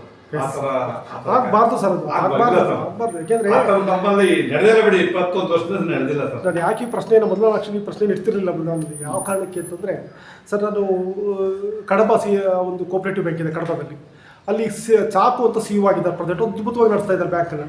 ಆ ಬ್ಯಾಂಕು ಈಗ 4-5 ವರ್ಷಗಳ ಹಿಂದೆ ಶೂನ್ಯ ಮುಳುಗೋಗುತ್ತೆ ಬ್ಯಾಂಕ್. ಅದು ಎಷ್ಟು ತುಂಬ ದೊಡ್ಡ ಬ್ಯಾಂಕು, 5 ವರ್ಷದಲ್ಲಿ ಮುಳುಗಿಸ್ತಾರೆ ಒಬ್ಬ CEO ಮತ್ತು ಅಧ್ಯಕ್ಷ ಸೇರ್ಕೊಂಡು. ಪಕ್ಕದಲ್ಲಿ ಫೈನಾನ್ಸ್ ಆರಂಭಿಸ್ತಾರೆ, ಆ ಫೈನಾನ್ಸ್ಗೆ ಸೊಸೈಟಿ ದುಡ್ಡು ತಗೊಂಡೋಗಿ ಇನ್ವೆಸ್ಟ್ ಮಾಡ್ತಾರೆ. ಅಲ್ಲಿ ಫೈನಾನ್ಸ್ ಮುಳುಗುತ್ತೆ, ಇಲ್ಲಿ ಬ್ಯಾಂಕ್ ಮುಳುಗೋಗುತ್ತೆ ಒಂದೇ ಸರಿ. ಆ ನಂತರ ಆ ಬ್ಯಾಂಕನ್ನು 4 ವರ್ಷದಲ್ಲಿ ಚಾಕು ಅನ್ನೋ CEO ಮತ್ತು ಇನ್ನೊಬ್ಬರಿಗೆ ಅವರು ಅಧ್ಯಕ್ಷ ಸ್ಥಾನ ಮಾಡ್ತೇವೆ. ಅವರಿಗೆ ರಾಷ್ಟ್ರೀಯ ಪ್ರಶಸ್ತಿ ಬಂದಿದೆ, ಅವಾರ್ಡ್ ಬಂದಿದೆ ಅವರಿಗೆ. ಅದ್ಭುತವಾಗಿ ಸಾಹಿತ್ಯ ಕೂಡ ಅವರು ಅದ್ಭುತವಾಗಿ ಆ ಬ್ಯಾಂಕನ್ನು ಕಟ್ಟಿದ್ದಾರೆ. ಈಗ 4 ಫ್ಲೋರ್ ಬಿಲ್ಡಿಂಗ್ ಕಟ್ಟಿದ್ದಾರೆ ಸರ್. ಒಳ್ಳೆ ಯಾವುದೋ ಮಲ್ಟಿನ್ಯಾಷನಲ್ ಕಂಪ್ನಿ ಒಳಗಡೆ ಹೋದಂಗಾಗುತ್ತೆ. ಜಸ್ಟ್ 4-5 ವರ್ಷದ ಒಳಗಡೆ ಅದನ್ನು ರೆಡಿ ಮಾಡಿದ್ರು. ಸೊ ಹಾಗಾಗಿ ತುಂಬ ಇಂಪಾರ್ಟೆಂಟ್ ಅಂದರೆ ನಿಮ್ಮಿಬ್ಬರ ಇದು ಸಂಬಂಧ.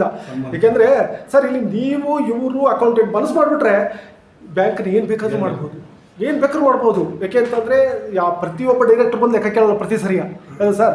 ನೀವು ಇಲ್ಲಿ ಬರೋ ದುಡ್ಡು ತಗೊಂಡು ಎಲ್ಲಿ ಏನು ಬೇಕಾದ್ರೂ ಮಾಡ್ಬೋದು, ಯಾವ ಬಿಸ್ನೆಸ್ ಬೇಕಾದ್ರೂ ಮಾಡ್ಬೋದು, ಏನು ಬೇಕಾದ್ರು. ಈಗ ಇದರಲ್ಲಿ ಸರ್ ಚಾಲಕರ ಕೋಆಪರೇಟಿವ್ ಬ್ಯಾಂಕ್ ಕುಶಾಲನಗರದಲ್ಲಿ ನಾನು ಮೊನ್ನೆ ಇಂಟರ್ವ್ಯೂ ಮಾಡಿದೆ ಅವ್ರನ್ನ.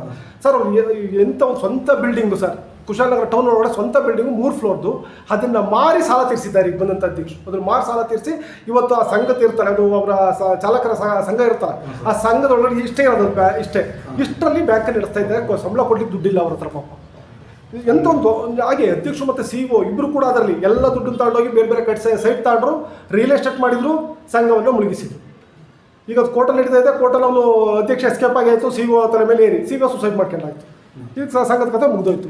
ಹಾಗಾಗಿ ನೀವು ಇದಿರಲ್ಲ ಸರ್, ನೀವು 3 ಜನ ಮನ್ಸು ಮಾಡಿದರೆ ಈ ಬ್ಯಾಂಕನ್ನು ಏನು ಬೇಕಾದರೂ ಮಾಡಿ ಹಾಕ್ಬೋದು. ಬೇಕಾದ್ರೆ ಮನ್ಸು ಮಾಡಿದರೆ ಇದನ್ನು ಇನ್ನೂ ಡಬ್ಬಲಾಗಿ ಬೆಳೆಸ್ಬೋದು. ಈಗೇನೇ ಬೆಳೆದಿದೆ ಇದು ಇನ್ನೂ ಅದ್ಭುತವಾಗಿ ಬೆಳೆಸ್ಬೋದು. ಮನ್ಸು ಮಾಡಿಲ್ಲ ನಾನು ಬೆಳೆಸ್ತೇನೆ ಅನ್ನೋ ಒಂದು ಮನ್ಸಿಟ್ಕೊಂಡು ಹೊರಟ್ರೆ, ಇಲ್ಲಪ್ಪ ನಾನು ವೈಯಕ್ತಿಕವಾಗಿ ಬೆಳಿತೀನಿ ಅಂತ ಹೊರಟು 1 ವರ್ಷ ಸಾಕು, 1 ವರ್ಷ ಬೇಕಾಗಿಲ್ಲ, ಅದರೊಳಗಡೆ ಮುಗ್ದೋಗುತ್ತೆ ಕತೆ ಸರ್. ಜೊತೆಗೆ ಇನ್ನೊಂದೇನೆಂದರೆ ಇಲ್ಲಿ ಸರ್ ನಾನು ಈ ಪ್ರಶ್ನೆ ಯಾಕೆ ಕೇಳ್ತಿದ್ದೀನಿ ಅಂದರೆ,